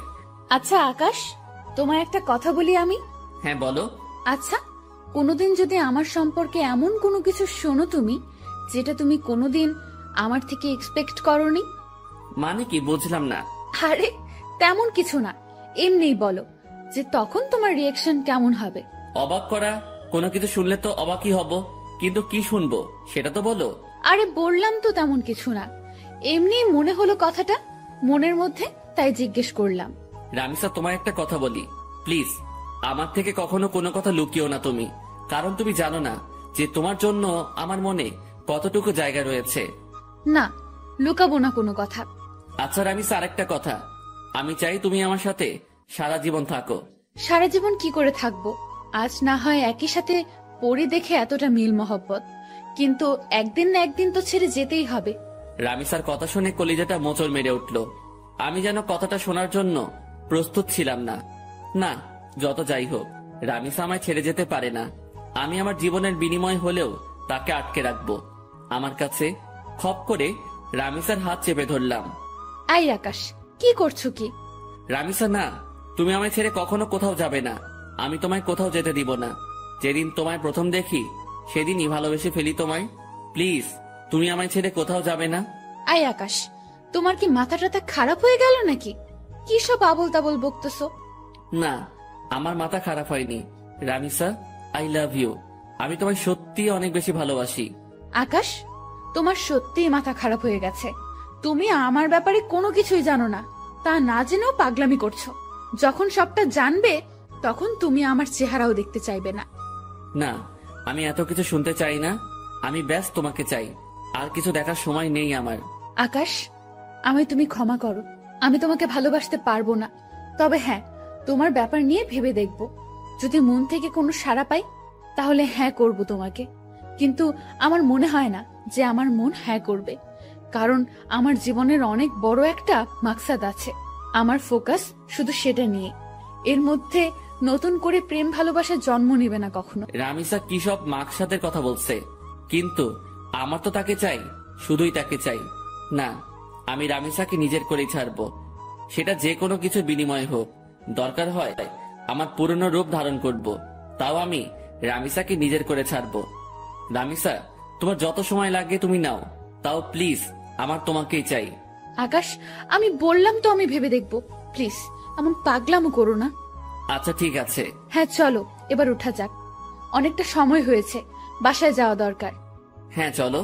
তারপর রামিসাকে বিদায় দিয়ে বাসায় চলে আসলাম। বাসায় এসে ফ্রেশ হয়ে খেয়ে দিয়ে নিত্যদিনের রুটিন ফ্লো করলাম। শুয়ে শুয়ে কিছুটা সময় ফেসবুকিং করব, তারপর ঘুমিয়ে পড়বো। আজকেও একটা অবাক করা কাণ্ড ঘটলো ফেসবুকে ঢোকার সাথে সাথে। আজকে মাফিয়া গার্ল আমার ফেসবুক অ্যাকাউন্ট হ্যাক করার চেষ্টা করেছে, কিন্তু করতে পারিনি, কারণ আমি টাইট সিকিউরিটি করে রেখেছি। কারোর বাপের সাধ্য নাই যে আমার অ্যাকাউন্ট হ্যাক করবে এখন। তৎক্ষণাৎ একটা মেইল আসলো মাফিয়া গার্ল নামক একটা ব্ল্যাঙ্ক জিমেইল থেকে। নিজেকে অনেক বড় কিছু ভাবিস তুই, আমিও দেখবো তুই কতদিন নিজেকে গুটিয়ে রাখতে পারিস। মেইলটা দেখে চরম লেভেলের মেজাজ খারাপ হয়ে গেল। ইচ্ছে করছে মাফিয়া গার্লকে ধরে এনে কানের নিচে কয়েকটা লাগিয়ে দেই, কিন্তু তাকে পাবো কোথায়? তার কোনো ইনফরমেশনই তো আমার কাছে নেই। এদিকে রাগের মাত্রা আরো দ্বিগুণ হয়ে গেল। দাঁড়া, আজ তোর 12টা বাজাচ্ছি, এমন গালি দিব তোকে তুই নিজে এসেই আমার কাছে ধরা দিবি। মাফিয়া গার্লের সেই জিমেলটাতে ক্লিক করলাম। জিমেলটাতে ক্লিক করতে সেটা উধাও হয়ে গেল, এরর দেখাচ্ছে। জিমেলটাতে ক্লিক করার পর আমার বুঝতে বাকি নেই যে সে আমায় ব্ল্যাঙ্ক জিমেল থেকে মেইল করেছে, যেটা মিনিট কয়েকের মধ্যে এরর হয়ে যায়। এটা দেখে আরো রাগ উঠে গেল। এবার আর নিজেকে কন্ট্রোল করে রাখতে পারলাম না, সাথে সাথে নিলয়কে ফোন দিলাম। হ্যাঁ ভাই বলেন। কাল সকালের আগে মাফিয়া গার্লের ডিটেলস এনে দিবি আমায়। ভাই এই কাজটা আমার দ্বারা হবে কিনা জানি না, তবে আমি আমার সবটা দিয়ে ট্রাই করব। আমি পারিসনি এই শব্দটি শুনতে চাই না, আমার মাফিয়া গার্লের ডিটেলস চাই, ওর রক্ত চুষবো আমি। তারপর ফোনটা রেখে দিলাম। মাফিয়া গার্ল এবার পালিয়ে যাবি কোথায় সেটা আমিও দেখব। তারপর সারা শরীর ভরা রাগ নিয়ে ঘুমিয়ে পড়লাম। বিকেল বেলায় ঘুম থেকে উঠে ফ্রেশ হয়ে কাকুর দোকানে চলে এলাম। কাকুর দোকানে বসে চা খাচ্ছি, তখনই পাশের কয়েকজন মানুষ বসে আলোচনা করছিল। আজ মাফিয়া গার্ল নাকি আবার লাইভে এসেছিল। লাইভে এসে শহরের নামকরা পলিটিশিয়ান ওবায়দুলকে নেক্সট টার্গেট বলে ঘোষণা করেছে। শুধু তাই নয়, আজও নাকি সে আগুনকে একটা মেসেজ দিয়েছে। আগুন যদি অতি শীঘ্রই তার সাথে যোগাযোগ না করে, তাহলে সে শহরের সব কয়টা দুর্নীতিবাজকে একে একে মেরে ফেলবে। লোকগুলোর মুখে এসব শুনে মাথায় তো পুরো বাজ পড়েছে মতো অবস্থা। মাফিয়া গার্ল লাইভে এসে এত কিছু বলে গেল, অথচ আমি ঘুমিয়ে পুরো দুনিয়াদারি লাঠে উঠিয়ে দিয়েছি। না, এবার তো কোনো হ্যাস্ত করতে হবে, কারণ আমার জানা মতে ওবায়দুল তো কোনো খারাপ পলিটিশিয়ান না। তাকে কেন টার্গেট বানিয়েছে সে? আগে যাদের মেরেছে তারা না হয় খারাপ ছিল, কিন্তু ওবায়দুল তো তাদের মতন না। এসব নিয়ে ভাবছিলাম, তখনই একটা পরিচিত নাম্বার থেকে ফোন এলো। বাবা কেমন আছিস? হ্যাঁ মা ভালো, তুমি কেমন আছো? তোকে ছাড়া কি করে ভালো থাকি বল? সেই কবে বাড়ি ছেড়েছিস? আজ কতদিন হলো তোকে দেখি না। মা, তোমার ছেলে মানুষ হওয়ার জন্য খারাপ, মা হলো ছেড়েছে, তাতে কষ্ট পাওয়ার কি আছে? তোমাদের তো আরো খুশি থাকার কথা। সে যাই হোক না কেন, কিন্তু কোনো মা তার সন্তানকে এতদিন না দেখে ভালো থাকতে পারে? মা প্লিজ মন খারাপ করিও না, আমি খুব তাড়াতাড়ি বাড়িতে আসবো। বাবা খুব তাড়াতাড়ি না, কালকে তুই বাড়িতে আয়। মা কাল কি করে আসবো বলো, আমার ক্লাস চলছে তো। সেসব আমি জানি না, তুই কাল বাড়িতে আসবি।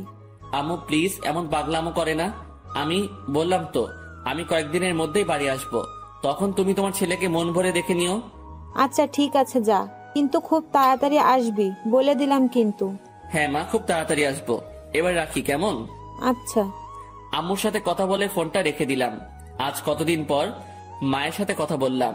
আল্লাহ ভালো জানে সেই কবে বাড়ি ছেড়ে এসেছি, এখনো অব্দি বাড়ি যাইনি। মা আমায় দেখার জন্য কেমন উতাল পাতাল হয়ে আছে। না, কিছুদিনের মধ্যে একবার বাড়ি যাব আমি, কিন্তু আমি যে কারণে বাড়ি ছেড়ে এসেছি সেটা এখনো হয়নি। বাসার লোক সবাই জানে আমি নিজের জীবন গোছানোর জন্য বাড়ি ছেড়েছি, কিন্তু এর পিছনেও যে একটা রহস্য লুকিয়ে আছে সেটা কেউ জানে না। তবে হ্যাঁ, আমি সাকসেস হয়ে ছাড়বো। তারপর নিজের বাসায় চলে এলাম। বাসায় এসে কিছুটা সময় বই নিয়ে ঘাটাঘাটি করে উঠে পড়লাম।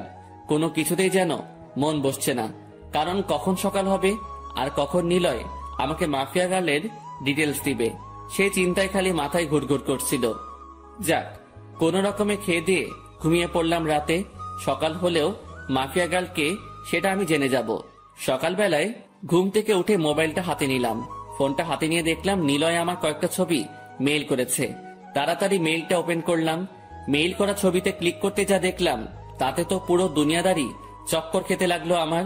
কারণ ছবির মানুষটা আমার খুব পরিচিত, যেই মুখটার মুখোমুখি কয়েক হাজারবার হয়েছে আমি নিজের চোখকে বিশ্বাস করাতে পারছি না যে এই মেয়েই সেই মাফিয়া গার্ল যাকে আমি চোখের সামনে কয়েক হাজারবার দেখেছি, যার সাথে আমার চরম লেভেলের উঠা বসা। সাথে সাথে নিলয়কে ফোন লাগালাম। নিলয়, তুই শিওর তো যে এই মেয়ে মাফিয়া গার্ল? ভাই, আজ পর্যন্ত আমার দেওয়া কোনো তথ্য কোনোদিন ভুল হয়েছে? না, হয়নি। কিন্তু এটা কি করে সম্ভব নিলয়? ঈশিতা কি করে এমনটা করতে পারে? ঈশিতা তো আমার কলেজ ফ্রেন্ড ছিল, যার সাথে দীর্ঘ কয়েক বছর কাটিয়েছি আমি। কলেজ লাইফ পুরোটাই তার সাথে কেটেছে আমার। কিন্তু সে পরবর্তীতে এমন ভয়ঙ্কর রূপ নিল কেন? আমার তো নিজের চোখকে বিশ্বাস করাতে অবাক লাগছে। না, হয়তো কোনো ভুল হচ্ছে নিলয় তোর। ভাই, আমি 100% সিওরিটি দিয়ে বলতে পারবো এই মেয়ে মাফিয়া গার্ল, আর আমি পুরোপুরি শিওর হয়েই আপনাকে বলছি। ঈশিতা এমন করতে পারে শুনে মাথাটা পুরো গোলকধাঁধার মতন ঘুরপাক খাচ্ছে। ভাই, আপনার হয়তো বিশ্বাস হচ্ছে না, কারণ সে আপনার সাথে দীর্ঘ কয়েক বছর কাটিয়েছে, কিন্তু সত্যি এটাই যে সে মাফিয়া গার্ল। ঠিক আছে, ঈশিতাই যদি মাফিয়া গার্ল হয় তাহলে তার 12টা বাজাচ্ছি আমি। ওর আরো কিছু তথ্য বল, কারণ তার সাথে আমার বছর 2 আগেই সমস্ত যোগাযোগ বিচ্ছিন্ন হয়ে গেছে। কারণ তারা বাসা পরিবর্তন করে অন্য কোথায় শিফট হয়ে গিয়েছে। এরপর আর কখনো যোগাযোগ হয়নি। ভাই, এরপর আর কোনো তথ্যই আমি পাইনি, কারণ এই মেয়ে সব জায়গা থেকে তার ইনফরমেশন হটিয়ে নিয়েছে। তার থেকেও ভয়ঙ্কর একটা কাণ্ড করেছে সে। কি করেছে? ভাই, এই মেয়ে প্লাস্টিক সার্জারি করে তার আগের চেহারা পরিবর্তন করে ফেলেছে। এই মেয়েকে এখন খুঁজে বের করা ইম্পসিবল আমার মতে। তবে আপনার দ্বারা হয়তো সেটা কষ্টের হবে না, কিন্তু ভাই, মেয়ের মাথা ভয়ঙ্কর চাকর মতন চলাচল করে। গতকাল আপনি ফোন দেওয়ার পর আমি কম হলেও 50টার উপরে ছেলে লাগিয়েছি মাফিয়া গালের খোঁজ বের করার জন্য, কিন্তু অবশেষে সবাই খালি হাত ফিরেছে। কিন্তু একজন খালি তার কিছু ছবি কালেক্ট করেছে। তবে বর্তমান সময়ে সে দেখতে কেমন তার কোনো ছিটে ফোঁটা বা চিহ্ন খুঁজে পায়নি। আর হ্যাঁ ভাই, একটা কথা, এই মেয়ের নামের মতন তার কাজকর্মগুলো বেশ ভয়ঙ্কর। কারণ তার ইন্টারনেট ডাটাবেস আমি হ্যাক করে তথ্য বের করতে চেয়েছিলাম, কিন্তু কোনো মতে সেটা পসিবল হয় নাই। এই মেয়ে হ্যাকিংয়েরও মাস্টার। নীলয়ের মুখ থেকে ঈশিতার এইরূপ কর্মকাণ্ডের কথা শুনে এবার আর জায়গায় স্থির থাকতে পারলাম না। নিলয় কি বলল ঈশিতার সম্পর্কে এগুলা? যেই মেয়ে কলেজ লাইফে থাকতে এতটা সাদাসিধা ছিল, তার মধ্যে কয়েক বছরের ব্যবধানে এতটা হিংস্রতা কি করে আসতে পারে? মাথায় তো কিছুই খেলছে না। আচ্ছা নিলয়, আমি ফোন রাখলাম, পরে কথা হবে তোর সাথে। আর শোন, মাফিয়া গার্লের খোঁজ চালু রাখিস। আচ্ছা ভাই। নিলয়ের সাথে কথা শেষ করে ঠাই সেই জায়গাটাতেই দাঁড়িয়ে আছি। আমার যেন নিজের কানকেই এখনো বিশ্বাস করাতে পারছি না যে ঈশিতাই বর্তমান জগতের সবচাইতে খাতারনাক মাফিয়া, যার ভয়ে বড় বড় নেতারা এখন আতঙ্কে আছে। 8 ঘন্টা নাগাদ একই জায়গায় দাঁড়িয়ে আছি। ঝাটকাটা মারাত্মক লেভেলের ছিল, তাই হয়তো এখনো ঘোর কেটে উঠতে পারিনি। অনেকটা সময় পর সেন্স ফিরে এলো। না, আমার এখন উতলা হলে চলবে না, আমাকে ঠান্ডা মাথায় কাজ নিতে হবে। এখন আগে নিজেকে শান্ত করি, পরে মাফিয়া গার্লকে নিয়ে ভাবা যাবে। ফ্রেশ হতে চলে গেলাম। একটু পর ফ্রেশ হয়ে বের হয়ে এসে নাস্তা করে কলেজের উদ্দেশ্যে রওনা হলাম। আজও শামীম কলেজে আসেনি। হারামিটার কি যে হয়েছে কে জানে। মাফিয়া গার্লের টেনশনে শামীমকে আর ফোন দেওয়া হয়নি। এদিকে রামিসাকেও দেখছি না। তোর না আসলো না আসুক, একসাথে এত টেনশন মাথায় বয়ে নিয়ে বেড়াতে পারবো না। আমি ক্লাসে চলে যাই। ক্লাসে চলে গেলাম। সেখানে গিয়ে দেখি রামিসা আগে থেকেই ক্লাসে এসে বসে আছে। আমি গিয়ে তার পাশের সিটে বসে পড়লাম। আকাশ, কি হয়েছে? তোমাকে এমন চিন্তিত দেখাচ্ছে কেন? কি হয়েছে কি? না, তেমন কিছু না। তেমন কিছু না বললে তো আর সমাধান হবে না। তোমার চেহারায় স্পষ্ট ফুটে উঠছে যে তুমি কিছু একটা নিয়ে বেশ চিন্তিত। কি হয়েছে বলো আমায়? নাকি আমার বিষয়টা নিয়ে টেনশন করছো? আমি তো বললাম ভেবে দেখবো। তাও কিসের চিন্তা? হ্যাঁ, আরে না রামিসা, সেসব কিছুই না। আমি এমনি বাসার ব্যাপার নিয়ে কিছুটা ঝামেলায় আছি, তাছাড়া কিছুই না।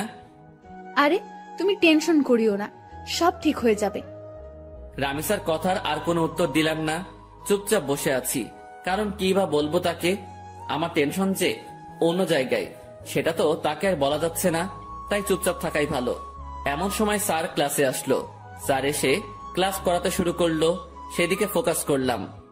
ক্লাসটা শেষ করে বাসার দিকে রওনা দিয়েছি। পিছন থেকে রামিসা ডাক দিল, এই আকাশ, আজ এত তাড়াহুড়ো খাই যাচ্ছ? হ্যাঁ, আমার সাথে আজ কথা বলবে না বুঝি? আরে পাগল, সে সবকিছুই না, এমনি ভাবলাম বাসায় চলে যাই, তাই আর কি। বাহ, ভালোই তো। আমাকে ইগনোর করছো সেটা তো বেশ ভালোই বুঝছি আমি। রামিসা সত্যি সেসব কিছু না। তাহলে চলো ক্যান্টিনে বসে কফি খাবো। রামিসা আমায় জোর করে ক্যান্টিনে নিয়ে গেল। ক্যান্টিনে গিয়ে দুজন বসে বসে কফি খাচ্ছি। সে আমায় নানান কথা বলে হাসানোর চেষ্টা করছে, কিন্তু আমার ভিতরে তো দুনিয়ার সমস্ত টেনশন বিরাজ করছে। আকাশ, তুমি যদি এমন গাল ফুলিয়ে বসে থাকো তো কিন্তু খুব খারাপ হবে। সত্যিই কিন্তু আমি তোমাকে নিয়ে ভাববো না। এই না না, আমি আর গাল ফুলিয়ে বসে থাকবো না। তারপর নিজের অনিচ্ছা সত্ত্বেও রামিসার সাথে স্বাভাবিকভাবে কথা বলতে শুরু করলাম, আর সে আমাকে হাসানোর ট্রাই করছে। একটা সময় সত্যি হেসে দিলাম। মেয়েটার আসলে অসাধারণ গুণ আছে। এইভাবে অনেকটা সময় বসে দুজনে মিলে কথা বললাম। ভিতরে সমস্ত টেনশন দূর হয়ে গিয়েছে রামিসার সাথে কথা বলে। মনটা একদম ফ্রেশ এখন। তারপর দুজনেই উঠে পড়লাম ক্যান্টিন থেকে। অনেকটা সময় তো বসলাম, এবার বাসায় যাওয়া দরকার। আচ্ছা, তাহলে কাল আবার দেখা হচ্ছে আমাদের। হ্যাঁ। রামিসার সাথে কথা শেষ করে বাসার দিকে রওনা হলাম। অনেকটা শান্ত আছি এখন। না, এখন আর নিজেকে উত্তেজিত করা যাবে না। একদম শান্তভাবে কাজ বের করব এখন। তারপর বাসায় চলে গেলাম। বাসায় গিয়ে শান্ত মাথায় মাফিয়া গার্লের তালাশ করতে লাগলাম, কিন্তু ফলস্বরূপ কোনো কিছুই পেলাম না। বরাবরের মতোই 0 আসলো ফল। তাও নিজেকে সামনে রাখলাম, আমি খোঁজ চালিয়ে যাব মাফিয়া গার্লের। এভাবে কেটে গেল আরো কয়েকটা দিন। একদিন দুপুরবেলায় খেয়ে দিয়ে শুয়ে শুয়ে টিভিতে খবর দেখছিলাম, তখনই আরেকটা ভয়ঙ্কর নিউজ দেখতে পেলাম। মাফিয়া গার্ল আরেকটা হেডলাইন রটিয়ে দিয়েছে। সে পলিটিশিয়ান ওবায়দুলের খেইল খতম করে দিয়েছে। সে পলিটিশিয়ান ওবায়দুলকে মেরে তার লাশ বাসডগার উপরে ঝুলিয়ে রেখেছে। এই ঘটনার পর প্রশাসন পুরোপুরি ফায়ার হয়ে গেছে মাফিয়া গার্লের উপরে। দেশের মানুষ সবাই জানে যে মাফিয়া গার্ল 2 নাম্বার মানুষদের খেইল খতম করছে, কিন্তু তারপরেও প্রশাসন তো আর চুপ থাকতে পারে না। কারণ সাজা দেওয়ার হলে দেশের প্রশাসন দিবে। দেশে আইন কানুন বলতেও অনেক কিছু রয়েছে, কেউ তো আর তার ঊর্ধ্বে যেতে পারে না। প্রশাসন পুরো হাত পা বেঁধে নেমেছে মাফিয়া গার্লকে খোঁজার জন্য। এবার হয়তো একটা হেস্তনেস্ত করেই ছাড়বে প্রশাসন, কিন্তু আমিও তো হাল ছাড়ার মানুষ না। প্রশাসন মাফিয়া গার্লকে খুঁজে বের করার আগে আমি তাকে খুঁজে বের করব, কারণ আমার তাকে আগে চাই। তাড়াতাড়ি নিলয়কে ফোন দিলাম আবার। সে হয়তো কোনো ক্লু দিতে পারবে আমায়। এতদিনে হয়তো কিছু হলেও হাতে এসেছে তার। ভাই দুঃখিত, এখনো আমি মাফিয়া গার্লের কোনো খোঁজ পাইনি, আর আমার মনে হয় না যে আমি তার কোনো খোঁজ বের করতে পারবো। আচ্ছা ঠিক আছে, তাও তুই খোঁজ জারি রাখ। তারপর ফোনটা রেখে দিলাম। এবার সত্যি মনে হচ্ছে আমার মাঠঘাট বেঁধে নামতে হবে, কারণ এরপর আর অপেক্ষা করলে প্রশাসনের হাতে মাফিয়া গার্ল ধরা পড়বে। কারণ মাফিয়া গার্ল যত যাই করুক না কেন, সে একটা ভুল কাজ করেছে তার কোড দিয়ে। এটা দিয়ে মাফিয়া গার্লের সন্ধান বের হওয়ার 30% সম্ভাবনা রয়েছে। আমিও হয়তো চেষ্টা করলে বের করতে পারবো, কিন্তু আমার কাছে বর্তমানে এমন ভালো স্পিড ইন্টারনেট নাই। সো আমি আমার চাকুওয়ালা মাথা চালাবো। শান্ত মাথায় ভাবতে থাকলাম শুরু থেকে সবকিছু। আমার খোঁজ কত দূর গিয়েছে সবটাই আবার পুনরায় ভাবতে লাগলাম যে মাফিয়া গার্লের খোঁজ করায় কোনো দিকে কমতে রেখেছে কিনা, বা কোনো কিছু আমার থেকে ছুটেছে কিনা। তখন মাথায় আসলো রামিসার কথা। তাকে তো শুরুতে আমার একটু সন্দেহ হয়েছিল, কিন্তু এরপর তাকে আর ঘেটে দেখিনি। না, এবার রামিসাকে নিয়ে রিসার্চ করব, কিন্তু কোথা থেকে শুরু করব ভেবে পাচ্ছি না। এর মধ্যে মাফিয়া গার্ল আবারও লাইভে আসার ডেট দিল। হ্যাঁ, পেয়েছি। এবার মাফিয়া গার্লে লাইভ করার সময় আমি রামিসার সাথে থাকবো। সে যদি মাফিয়া গার্ল হয় তাহলে তো তখন সে লাইভ করতে পারবে না, বা আমার সাথে সেই সময় থাকতে বাহানা দেখাবে। তখন সেটা দেখেই যা বোঝার বুঝে নিব। পরের দিন মাফিয়া গার্ল আগের টাইমের ন্যায় ঠিক 3টায় লাইভে আসবে বলেছে। এদিকে আমি রামিসাকে ফোন দিয়ে বলেছি যে সে যেন আগামীকাল দুপুর 3টায় আমার সাথে দেখা করে। একটা জরুরি কাজ আছে তার সাথে আমার, তাকে বিশেষ কিছু বলার আছে আমার। সে সরাসরি না করে দেয়। না, কাল দুপুর 3টায় আমার একটা বিশেষ কাজ আছে, তখন তোমার সাথে কোনোভাবেই আমি দেখা করতে পারবো না। রামিসার কথা শুনে খটকা লাগলো মনের ভিতরে। তার মানে কি আমার ধারণাই ঠিক? রামিসাই সেই ক্রিমিনাল যাকে পুরো দেশের প্রশাসন মিলে বাতি লাগিয়ে খুঁজছে। ও মাই গড, মাফিয়া গার্ল এতদিন আমার চোখের সামনে ছদ্মবেশ নিয়ে ঘুরছে, অথচ আমি তাকে চিনতেই পারিনি। না, এবার একটা হেস্তনেস্ত করতেই হবে। এবার রামিসাকে ধরার পালা এসে গেছে। মাফিয়া গার্ল এবার পালাবে কোথায় এসব নিয়ে ভাবছিলাম। ঠিক তখনই রামিসা আমাকে আবার ফোন দিয়ে বড়সড় একটা শক খাইয়ে দেয়। আচ্ছা ঠিক আছে আকাশ, আমরা কাল 3টা বাজে দেখা করব। তবে হয়তো আমার কলেজে আসা হবে না কাল, বাসায় কিছু কাজকর্ম বাকি আছে। রামিসার কথা শুনে থতমত খেয়ে গেলাম।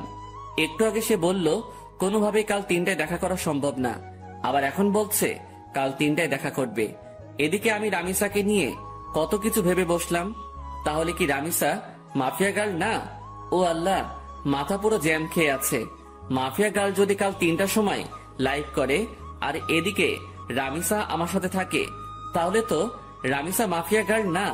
আমার সন্দেহটা তাহলে পুরোপুরি ভুল হবে না। আর ভাবতে পারছি না আমি কি সব ঘটছে আমার সাথে। একটা সূত্র ধরে 2 কদম এগিয়ে যাচ্ছি, কিন্তু পরবর্তীতে নিরাশ হয়ে 4 কদম পিছনে চলে আসছি। মাথা পুরো আগুনের মতন গরম হয়ে আছে। ফোনটা বালিশের পাশে রেখে ঘুমিয়ে পড়লাম। বিকেলবেলা ঘুম থেকে উঠে হাঁটতে বের হলাম। বের হওয়ার আগে বেশ কয়েকবার শামীমকে ফোন দিয়েছি, কিন্তু সে রিসিভ করেনি। কাকুর দোকানে বসে চা খাচ্ছিলাম, তখন শামীম ফোন দিল। কিরে, ফোন দিয়েছিলি মনে হয়? হ্যাঁ দিয়েছিলাম। আচ্ছা তোর কি হয়েছে বলতো? আজ কতদিন হয়ে গেল তুই ক্লাসে আসছিস না, তার উপরে কোনো খবর সবর নাই। আরে বাসায় একটা সমস্যা হয়েছে ছোট বোনকে নিয়ে, তাই কিছুদিন কলেজ আসিনি। সমস্যাটা কেটে উঠতে হয়তো আরো কয়েকটা দিন লাগবে, তারপর কলেজ আসবো। ও আচ্ছা, তাহলে তুই আগে সমস্যা সমাধান কর, পরে না হয় কলেজে আসিস। ওকে বন্ধু। শামীমের সাথে কথা বলে ফোনটা রেখে দিলাম। তারপর কাকুর দোকান থেকে উঠে বাসায় চলে আসলাম। অপেক্ষায় আছি কালকের দিনের। কোনো মতে আজকের দিনটা পার করে দিলাম। পরের দিন কলেজে চলে গেলাম। রামিসা আজ ক্লাসে আসবে না, তারও নাকি বাসায় কি কাজ বাকি আছে, তাই আজ আমার একাই কাটাতে হবে কলেজে। কোনোভাবে কলেজ টাইম শেষ করে বাসায় চলে এলাম। তারপর বাসায় এসে ফ্রেশ হয়ে খেয়ে দিয়ে রামিসাকে ফোন দিলাম। হ্যাঁ, কোথায় দেখা করবে বলো? কলেজ মাঠে আসো। আমিও বাসা থেকে বের হয়ে সেখানে আসছি। ওকে। আমি শার্ট পরে কলেজ মাঠে চলে গেলাম। সেখানে গিয়ে ঘাসের উপরে বসে আছি। 3টা বাজতে আর মিনিট 5 বাকি। এমন সময় রামিসাও চলে আসলো। আচ্ছা বলো তো, হঠাৎ আমার সাথে এমন কি জরুরি কথা বলবে যার কারণে আজ এই অসময়ে এখানে আসতে বললে? বলবো, একটু ওয়েট করো। আমি বাসার থেকে আসার সময় রামিসাকে নিয়ে অনেক কিছু ভেবে এসেছি। কেন? এখন বললে কি হবে? আরে একটু বসো না, এত অস্থির হচ্ছ কেন? একটু পরেই বলবো। এখন আগে মাফিয়া গার্লের লাইভ দেখবো। 3টা বাজতে চলেছে। রামিসা আমার মুখে মাফিয়া গার্লের কথা শুনে চোখ পাকিয়ে তাকিয়ে আছে আমার দিকে। কি হলো, এভাবে চোখ পাকিয়ে তাকিয়ে আছো কেন? আকাশ, হঠাৎ তোমার মাফিয়া গার্লকে নিয়ে এত মাথা ব্যথা উঠলো কেন? আরে না, কিসের মাথা ব্যথা। মাফিয়া গার্ল আজ লাইভে আসবে বলেছে। সবাই তার লাইভ দেখার জন্য বসে আছে, তাই আমিও দেখবো বলে ভেবেছি। ও আচ্ছা, পাশে এসে বসো। দুজন মিলে মাফিয়া গার্লের লাইভ দেখি। রামিসা এসে আমার পাশে বসলো, আর আমি মোবাইলটা হাতে নিয়ে মাফিয়া গার্লের ইউটিউব লিংকে ক্লিক করে সেখানে ঢুকে পড়লাম। 3টা বাজতেই মাফিয়া গার্ল লাইভে চলে আসলো। মাফিয়া গার্লের লাইভ দেখে আমি রামিসার দিকে হাঁ করে তাকিয়ে আছি। নিজের ভিতরে কেমন যেন একটা খারাপ লাগা কাজ করছে। আমি রামিসাকে নিয়ে কত কি না ভেবে ফেলেছিলাম, কিন্তু পরিশেষে সবটাই মিথ্যা প্রমাণ হলো। আর সত্যি যদি রামিসা মাফিয়া গার্ল হতো, তাহলে সে লাইভে আসতে পারতো না এই সময়ে। কারণ রামিসা আমার পাশে বসে আছে। সে একই সময় 2 জায়গায় 2 রকম কর্মকাণ্ড কি করে করবে? দেখ, নিজের উপরে চরম লেভেলের রাগ হচ্ছে। সিধা সাদা একটা মেয়েকে নিয়ে আমি কত বাজে ভাবনা করেছি। এই কি হলো, তোমার মন কোন দিকে? হ্যাঁ, তুমি না বললে মাফিয়া গার্লের লাইভ দেখবে? সে তো লাইভে এসে বকবক করছে, কিন্তু তোমার তো কোনো খবরই নাই। রামিসার ডাকে হুঁশ ফিরে আসলো। দেখবো তো। তারপর মাফিয়া গার্লের লাইভ দেখায় ফোকাস করলাম। সে তার ইন্ট্রোডাকশন নিয়েই যাচ্ছে। আমি আপনাদের আগেও বলেছি, এবারও বলছি, আমার কোনো খারাপ মাকসাদ নেই। আমার মূল মাকসাদ হচ্ছে যারা দেশের নাম বেচে বেচে খায় তাদের হাতে হারিকেন ধরিয়ে দেওয়া, আর আমি সেটাই করছি। শুধু তাই নয়, এবার দেশের মধ্যে যত কয়টা গ্যাংস্টার টিম আছে তাদের সব কয়টাকে আমি মৃত্যুর চৌকাঠেয় পৌঁছাইয়ে দিব। শান্তশিষ্টভাবে দেশ চলবে, কোনো ধরনের টিম আর থাকবে না। মাফিয়া খুফিয়া সব আমি ধুলোয় মিশিয়ে দিব। আর আগুন, আপনার মুখোমুখি হওয়ার ইচ্ছা আমার বহুদিন আগে থেকেই, অনেক আগ থেকেই শুনে এসেছি আগুনের নাম। যেই আগুন নাকি সত্যি এক সময়ের খতরনাক খেলাড়ি ছিল, যার নাম শুনলে এখনো নাকি অনেকের প্যান্ট ঢিলা হয়ে যায়। আমি চাই আপনার মুখোমুখি হতে, আমি চাই মানুষরূপী আগুনটাকে নিজের চোখে দেখতে। সো আপনি আমার মনের খয়াসটা পূরণ করে দিন। না হয় আমার যদি আপনাকে খুঁজে বের করতে হয়, সেদিন কিন্তু বাঘে সিংহের লড়াই হয়ে যাবে। সেদিন কিন্তু নিজের ক্রোধকে দমিয়ে রাখতে পারবো না। সেদিন নির্ঘাত আপনি আমার হাতে মারা পড়বেন। এটা কোনো হুমকি না, তবে হুমকির চাইতেও কম না। আপনি হতে পারেন এক সময়ের সর্বসেরা খিলাড়ি, কিন্তু মাথায় রাখবেন বর্তমান সময়ের নাম করা মাফিয়া গার্ল আমি। সো ভালোই ভালোই আপনার দর্শন করিয়ে দিন। এবারের মতন লাইফ সমাপ্ত করলাম। তারপর মাফিয়া গার্ল লাইফ কেটে চলে গেল, কিন্তু আমার মাথায় তো পুরো দাউ দাউ করে আগুন জ্বলতে শুরু করলো মাফিয়া গার্লের কথা শুনে। সত্যি এখন যদি মাফিয়া গার্লকে চোখের সামনে পেতাম, তাহলে হয়তো তার মন্ডিটা আলাদা করে ফেলতাম। রাগে নাক টান দিয়ে ধোয়া বের হচ্ছে। আই আকাশ, কি হলো তোমার? তোমার চেহারার 12টা বেজে আছে কেন? আরে না, তেমন কিছুই না। আচ্ছা ঠিক আছে, কিন্তু প্লিজ আমায় জরুরি কি কথা বলতে ডেকেছো সেটা প্লিজ বলো। আমার তাড়াতাড়ি বাসায় যেতে হবে। রামিসার কথা শুনে বিপাকে পড়ে গেলাম। আল্লাহ, এখন রামিসাকে কি বলবো আমি? কারণ তাকে তো পরীক্ষা করার জন্য ডেকেছিলাম, কিন্তু সে তো পরীক্ষায় পাশ করেছে, আর আমার ধারণা মিথ্যা প্রমাণ হয়েছে। কি হলো, কথা বলছো না যে? আসলে রামিসা, তোমায় ডেকেছিলাম কেন জানি বলে মাথায় চুলকাতে শুরু করলাম। হ্যাঁ, কেন বলো? আসলে রামিসা প্লিজ, আমি তোমায় অনেক বেশি ভালোবাসি। তোমায় ছাড়া আমার থাকতে কষ্ট হয়। প্লিজ তুমি আমায় অ্যাকসেপ্ট করে নাও এখনই। আমার আর থাকতে ইচ্ছে করে না একা একা। গটগট করে বানিয়ে বানিয়ে অনেকখানি কথা বলে দিলাম।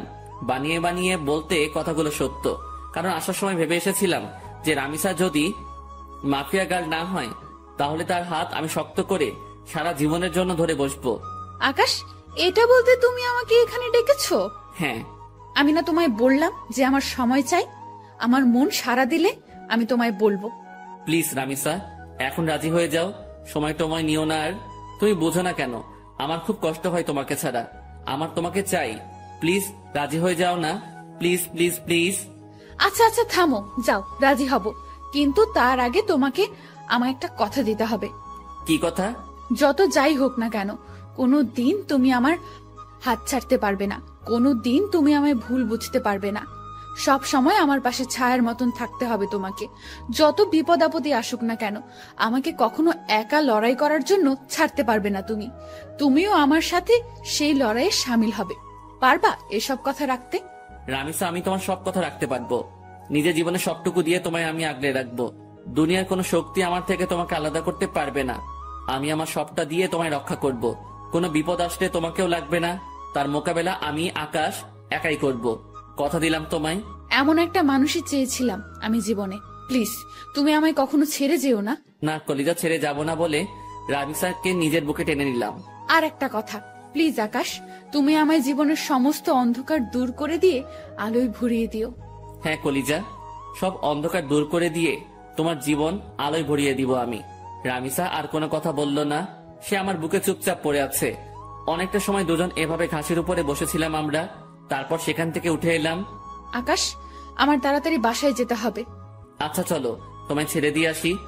না, তা লাগবে না, তুমি বাসায় চলে যাও, আমি একা একা যেতে পারবো। আচ্ছা ঠিক আছে। তারপর রামিসাকে গাড়িতে তুলে দিয়ে আমি বাসায় চলে এলাম। খুব খুশি লাগছে আজকে। বাসায় এসে হাত মুখ ধুয়ে কিছু খেয়ে নিলাম। তারপর ফোনটা হাতে নিয়ে শুয়ে শুয়ে ফেসবুকিং করছি। তখনই লক্ষ্য করলাম কেউ একজন আবারও আমার ফেসবুক আইডি হ্যাক করার চেষ্টা করছে।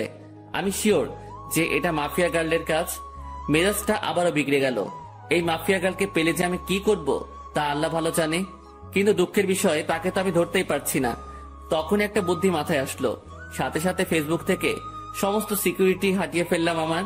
এবার আমি মন থেকে চাইছি যে মাফিয়া গার্ল আমার আইডি হ্যাক করুক।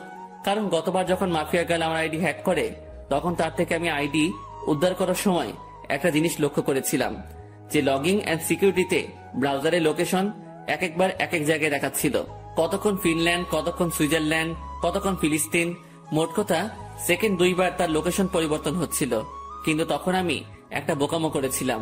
আমি চাইলে তখনই তার লোকেশন বের করতে পারতাম, কারণ যে ভিপিএন দিয়ে সে তার লোকেশন পরিবর্তন করছে সেটা এক সময় গিয়ে তার অরিজিনাল লোকেশন দেখায়। আর সে যেহেতু বাংলাদেশের, সেখানে একবার হলেও বাংলাদেশের লোকেশন দেখাবে। হ্যাঁ, এবার এই সুযোগটাই কাজে লাগবো। সে আমার আইডি হ্যাক করে যখনই আইডিতে প্রবেশ করবে, তখনই তার লোকেশন আমি বের করে ফেলবো। তাই আইডির সিকিউরিটি একটু কমিয়ে দিলাম, কিন্তু এতটাও কমাইনি যে সে পুরোপুরি আমার অ্যাকাউন্ট তার আয়ত্তে করে নিবে। সিকিউরিটি কমিয়ে মাফিয়া গার্লের জন্য অপেক্ষা করতে লাগলাম। কিন্তু সে এবার আমার আইডি হ্যাক করলো না।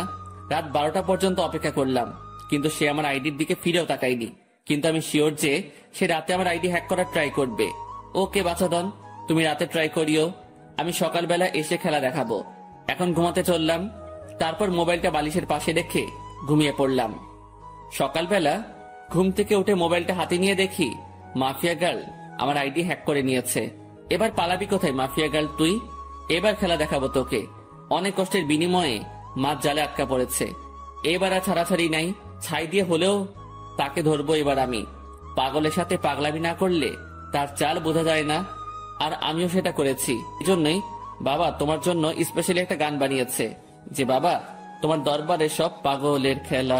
তাড়াতাড়ি করে লোকেশন চেক করলাম, যেমনটা ভেবেছিলাম ঠিক তেমনটাই হয়েছে।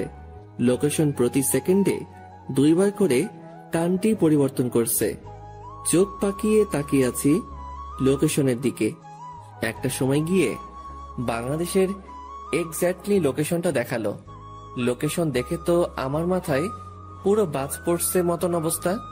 লোকেশন রামিসার এরিয়ায় দেখাচ্ছে, তার মানে রামিসাই সেই ক্রিমিনাল। সরি, রামিসা না ঈশিতা। কিন্তু আমার একটা জিনিস মাথায় কাজ করছে না, যে সে তার সমস্ত আইডেন্টিটি কেন হাইড করেছে, আর কেনই বা এই পথে নেমেছে সে। না, আমি আর ভাবতে পারছি না রামিসা কি করে এত বড় মাপের খেলা খেললো। আমার তো মাথায় কিছুই খেলছে না। আর ওই এলাকাতে তো এমন কেউ নাই যাকে আমার সন্দেহ হয়। যাকে সন্দেহ হয় সে একমাত্র রামিসা। এবার আবার পুরোপুরি সন্দেহ দূর হয়ে গেল। 99% শিওর হয়ে গেলাম রামিসাই সে মাফিয়া গার্ল। এবার খালি রামিসার মুখ থেকে শোনা বাকি। তাড়াতাড়ি উঠে ফ্রেশ হয়ে নাস্তা করে সেই লোকেশনে চলে গেলাম। আজ হয়তো আর কলেজে যাওয়া হবে না। সেখানে গিয়ে চিরুনি তল্লাশি চালালাম। ঠিক তখনই রামিসা আমায় ফোন দিল। আকাশ, কোথায় তুমি? আজ কি কলেজে আসবে না? হয়তো আসবো না, কারণ বিশেষ একটা কাজে এসেছি একটা জায়গায়। কিসের বিশেষ কাজ আকাশ? মাফিয়া গার্লকে ধরে ফেলেছি আমি। কি আকাশ, কি সব বলছো তুমি উল্টাপাল্টা? হ্যাঁ, তোমার কি মাথা ঠিক আছে? হ্যাঁ, আমার মাথা ঠিক আছে। মাফিয়া গার্লকে দেখার অনেক দিনের ইচ্ছা আমার। আমি তাকে ধরতে সক্ষম হয়েছি। আকাশ, আমি বারণ করছি, তুমি কোনো মাফিয়া টাফিয়া গার্লের পেছনে ছুটবে না। সে অনেক খতরনাক, যে কোনো সময় তোমার ক্ষতি করে দেবে সে। রামিসা বাবুনি, আমায় নিয়ে তুমি ভয় পেও না। আমিও এতটা কাঁচা খেলোয়াড় না। আকাশ, আমি তোমায় বারণ করেছি, তো সব কিছুই তুমি করতে যাবে না। আর তুমি এখন যেখানেই আছো সেখান থেকে সোজা কলেজে আসবে। ওকে, ঠিক আছে। তারপর ফোনটা রেখে দিয়ে রামিসার এলাকা থেকে কলেজে চলে গেলাম। যদিও কলেজে যাচ্ছি, কিন্তু ক্লাস আর করা হবে না, কারণ কলেজ করার প্রিপারেশন নিয়ে ঘর থেকে বের হইনি আমি। তাই আজ ক্লাস করব না। কলেজে গিয়ে রামিসার সাথে কথা বলে চলে আসব। কলেজের সামনে পৌঁছে গিয়েছি প্রায়। ভিতরটা ধুপধুপ করছে। আমি কি সরাসরি রামিসাকে জিজ্ঞেস করব নাকি চুপচাপ হয়ে থাকব, সেটা নিয়ে দ্বিধাদ্বন্দ্বে আছি। কারণ জিজ্ঞেস করলে যদি সে স্বীকার না করে, কিন্তু আমার তো তার মুখ থেকে সমস্ত সত্যিটা জানা চাই। অনেকটা সময় ভেবে একটা সিদ্ধান্ত নিলাম, না, কিছুই জিজ্ঞেস করব না। মোটামুটি যখন শিওর আমি, তখন আরেকটু সময় অপেক্ষা করি। তারপর মাস নিজেই বড়শিতে এসে ধরা দিবে। কলেজে চলে এসেছি। রিক্সা থেকে নেমে ভাড়া পে করে ভিতরে চলে গেলাম। ক্লাস শুরু হয়ে গিয়েছে, কিন্তু রামিসা এখনো ক্লাসে যায়নি। সেই গেটের সামনে দাঁড়িয়ে আছে আমার জন্য। আসতে এত সময় লাগে তোমার? হ্যাঁ, আরে রিক্সা পেতে একটু দেরি হয়ে গিয়েছিল। হয়েছে, চলো এবার। কোথায় যাব? আর তুমি ক্লাসে যাওনি কেন? আজ ক্লাস করব না, তোমার সাথে বসে বসে আড্ডা দিব। আচ্ছা চলো। দুজনে গিয়ে কলেজের পাশে একটা ফাঁকা জায়গা আছে, সেখানে গিয়ে বসলাম। রামিস আমার কাঁধে মাথা রেখে হেলান দিয়ে বসে আছে। আকাশ প্লিজ, তুমি মাফিয়া গার্লের খোঁজ করা ছেড়ে দাও। আমি শুনেছি সে অনেক খতরনাক। সে যদি তোমার ক্ষতি করে দেয়, প্লিজ তুমি মাফিয়া গার্লের খোঁজ করা ছেড়ে দাও। আর তাছাড়া সে তো দেশের ভালোর জন্যই সব করছে, বলো। রামিসার কথা শুনে হাসবো না কাঁদবো সেটা বুঝে উঠতে পারছি না। তবে রামিসার কথা শুনে আরো সিউরিটি পেয়ে গেলাম যে মাফিয়া গার্লকে। কারণ যেই মেয়ে মাফিয়া গার্লের টপিক বাদ দিতে চাইতো সব সময়, সে আজ খুঁটে খুঁটে মাফিয়া গার্লের প্রসঙ্গ উঠাচ্ছে। রামিসার সমস্যা কোথায় সেটা আমার বুঝতে বাকি নেই। আর তাছাড়া মাফিয়া গার্লকে তো আমি খুঁজে বের করে ফেলেছি। সে এখন আমার কাঁধে মাথা রেখে শুয়ে আছে। রামিসা হয়তো ভাবছে মাফিয়া গার্লকে, সেটা জানতে এখন আমার বাকি আছে। আমি যে মাফিয়া গার্লকে ধরে ফেলেছি সেটা সে এখনো বুঝতে পারেনি। সে ভেবেছে ফেক কাউকে ধরেছি আমি, না হয়তো তাকেই ধরতাম। আর আমি তখন ইচ্ছে করেই ফোন করে মাফিয়া গার্লের কথা তুলেছি, যাতে করে রামিসা রিয়াকশন করে। আর রামিসা সেটাই করলো। এই আকাশ, কি ভাবছো? হ্যাঁ, আমি তোমায় এতটা সময় কি বললাম? হ্যাঁ শুনছি তো। প্লিজ তুমি মাফিয়া গার্লের খোঁজ করা ছেড়ে দাও। তাকে খোঁজ করতে গেলে তুমিই মারা পড়বে। সে একটা খতরনাক ব্র্যান্ড। রামিসা তুমি টেনশন নিও না, আমি মাফিয়া গার্লের আর খোঁজ করব না। মনে মনে বললাম খোঁজ তো পেয়েই গেছি, আর হাসির রহস্য কি সেটা তো আমি না জানি। এই তো আমার বাবুর তোমাকে। আচ্ছা একটা কথা, তখন যে তুমি আমাকে বললে যে তুমি মাফিয়া গার্লকে ধরে ফেলেছো, তুমি কি সত্যিই ধরেছো তাকে?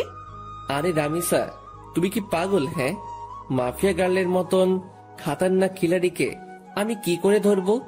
যেখানে তাকে সারা দেশের প্রশাসন মিলে ধরতে পারিনি সেখানে তাকে আমি ধরবো? হ্যাঁ, আমি তো মজা করেছি। আকাশ, তুমি না অনেক দুষ্টু হয়ে গেছো। সে আজ নতুন না, আগ থেকেই দুষ্ট আমি। আমার কথা শুনে রামিসা ফিক করে হেসে দিল। রামিসার চেহারার 12টা বেজেছিল এতটা সময়, কিন্তু এখন হুট করেই আমার কথা শুনে তার চেহারায় হাসি রেখা ফুটে উঠেছে। কারণ সে ভেবেছে সত্যি হয়তো মাফিয়া গার্লকে সেটা আমি জেনে গেছি, কিন্তু এখন আমার কথা শুনে বুঝেছে যে আমি মজা করেছি। তবে সত্যিটা কিন্তু ভিন্ন। মাফিয়া গার্লের তালাশ আমি পেয়ে গেছি। দেখো আবারও চুপচাপ হয়ে গেছে ছেলেটা। এই তোমার কি হয় হ্যাঁ মাঝে মাঝে? আরে না, তেমন কিছু না। তেমন কিছু না হলেই ভালো। আচ্ছা আকাশ, একটা কথা বলো তো, আমাদের ফিউচার নিয়ে কিছু ভেবেছো তুমি? হ্যাঁ, অনেক কিছু ভেবেছি আমি। পড়ালেখা শেষ হলেই আমরা বিয়ে করে নিব। Love you Akash. Love you too Ishita. এই এই কি বললো তুমি? না না, কিছু না। ঈশিতা নামটা শুনতেই রামিসা চমকে উঠল। সরি রামিসা, আসলে ভুল করে অন্য নাম বের হয়েছে মুখ দিয়ে। ও আচ্ছা, চলো এবার উঠি আমরা, অনেকটা সময় তো বসলাম। হ্যাঁ চলো। তারপর সেখান থেকে উঠে দুজন দুজনের বাসায় চলে এলাম। কিন্তু একটা জিনিস আমার এখনো চোখে বাড়ি খাচ্ছে। যখনই ঈশিতা নামটা বলেছি তখনই রামিসার চোখ কপালে উঠে গিয়েছিল, আর তার পরক্ষণে সে চলে যাওয়ার জন্য পাড়াপাড়ি শুরু করে দেয়। রামিসার হতাশাগ্রস্ত চেহারায় কিন্তু আমাকে পুরোপুরি ক্লিয়ার করে দেয় তার ভয়ঙ্কর ডার্কনেস সম্পর্কে। কিন্তু আমি এখন কোনো ধরনের হাঙ্গামাই করব না, কারণ আমি আরো ভালো করে জাস্টিফাই করব রামিসার সম্পর্কে, কেন সে এই পথে নেমেছে আর কি বা তার উদ্দেশ্য। সাথে সাথে নিলয়কে ফোন দিলাম। নিলয়, আমি কি বলি মন দিয়ে শোন। হ্যাঁ ভাই বলেন। শোন, আমি মাফিয়া গার্লকে ধরে ফেলেছি। কি ভাই, আপনি সত্যি ধরে ফেলেছেন? হ্যাঁ, আমি মাফিয়া গার্লকে ধরে ফেলেছি, তাই তোকে ফোন দিয়েছি। শোন, তোকে একটা কাজ করতে হবে এখন। কি কাজ ভাই? মাফিয়া গার্লের কিছু ডিটেলস তোকে আমি দিচ্ছি, তুই সেই অনুযায়ী তার সম্পর্কে তালাশ করে বের করবি যে সে কেন এই পথে নেমেছে। আচ্ছা ভাই।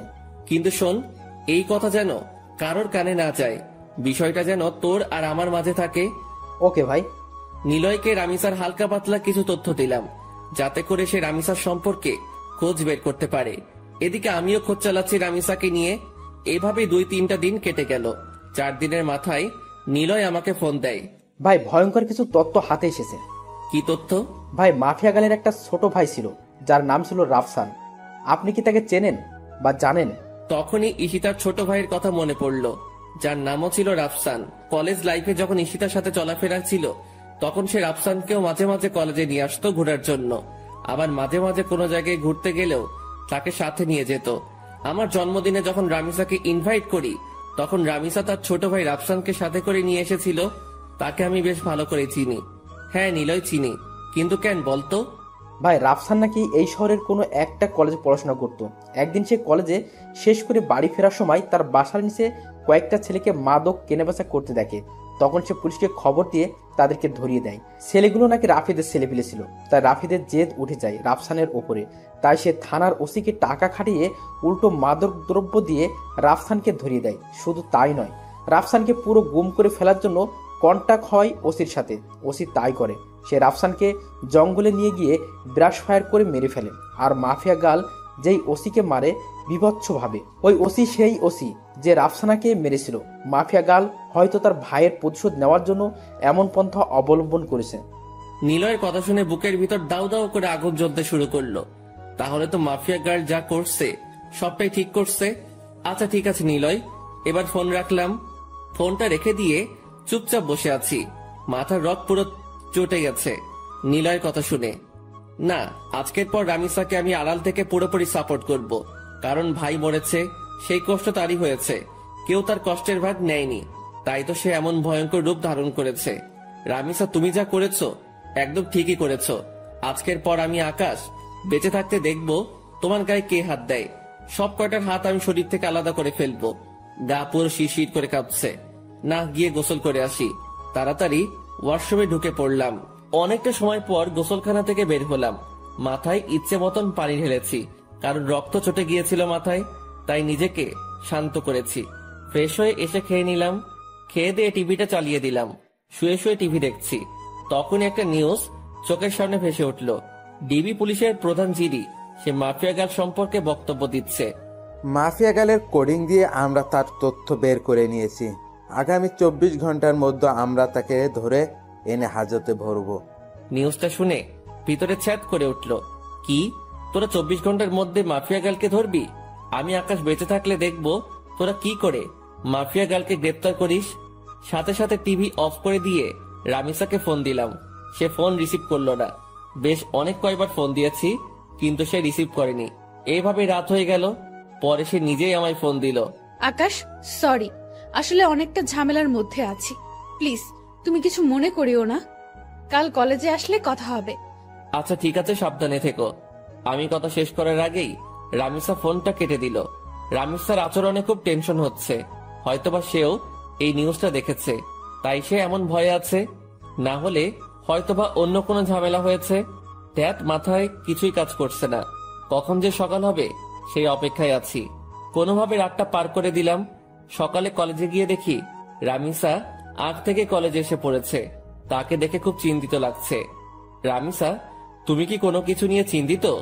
না না, আমি কিছু নিয়েই চিন্তিত না। প্লিজ তুমি ক্লাসরুমে চলো, আমার এখানে দাঁড়িয়ে থাকতে খুব ভয় হচ্ছে।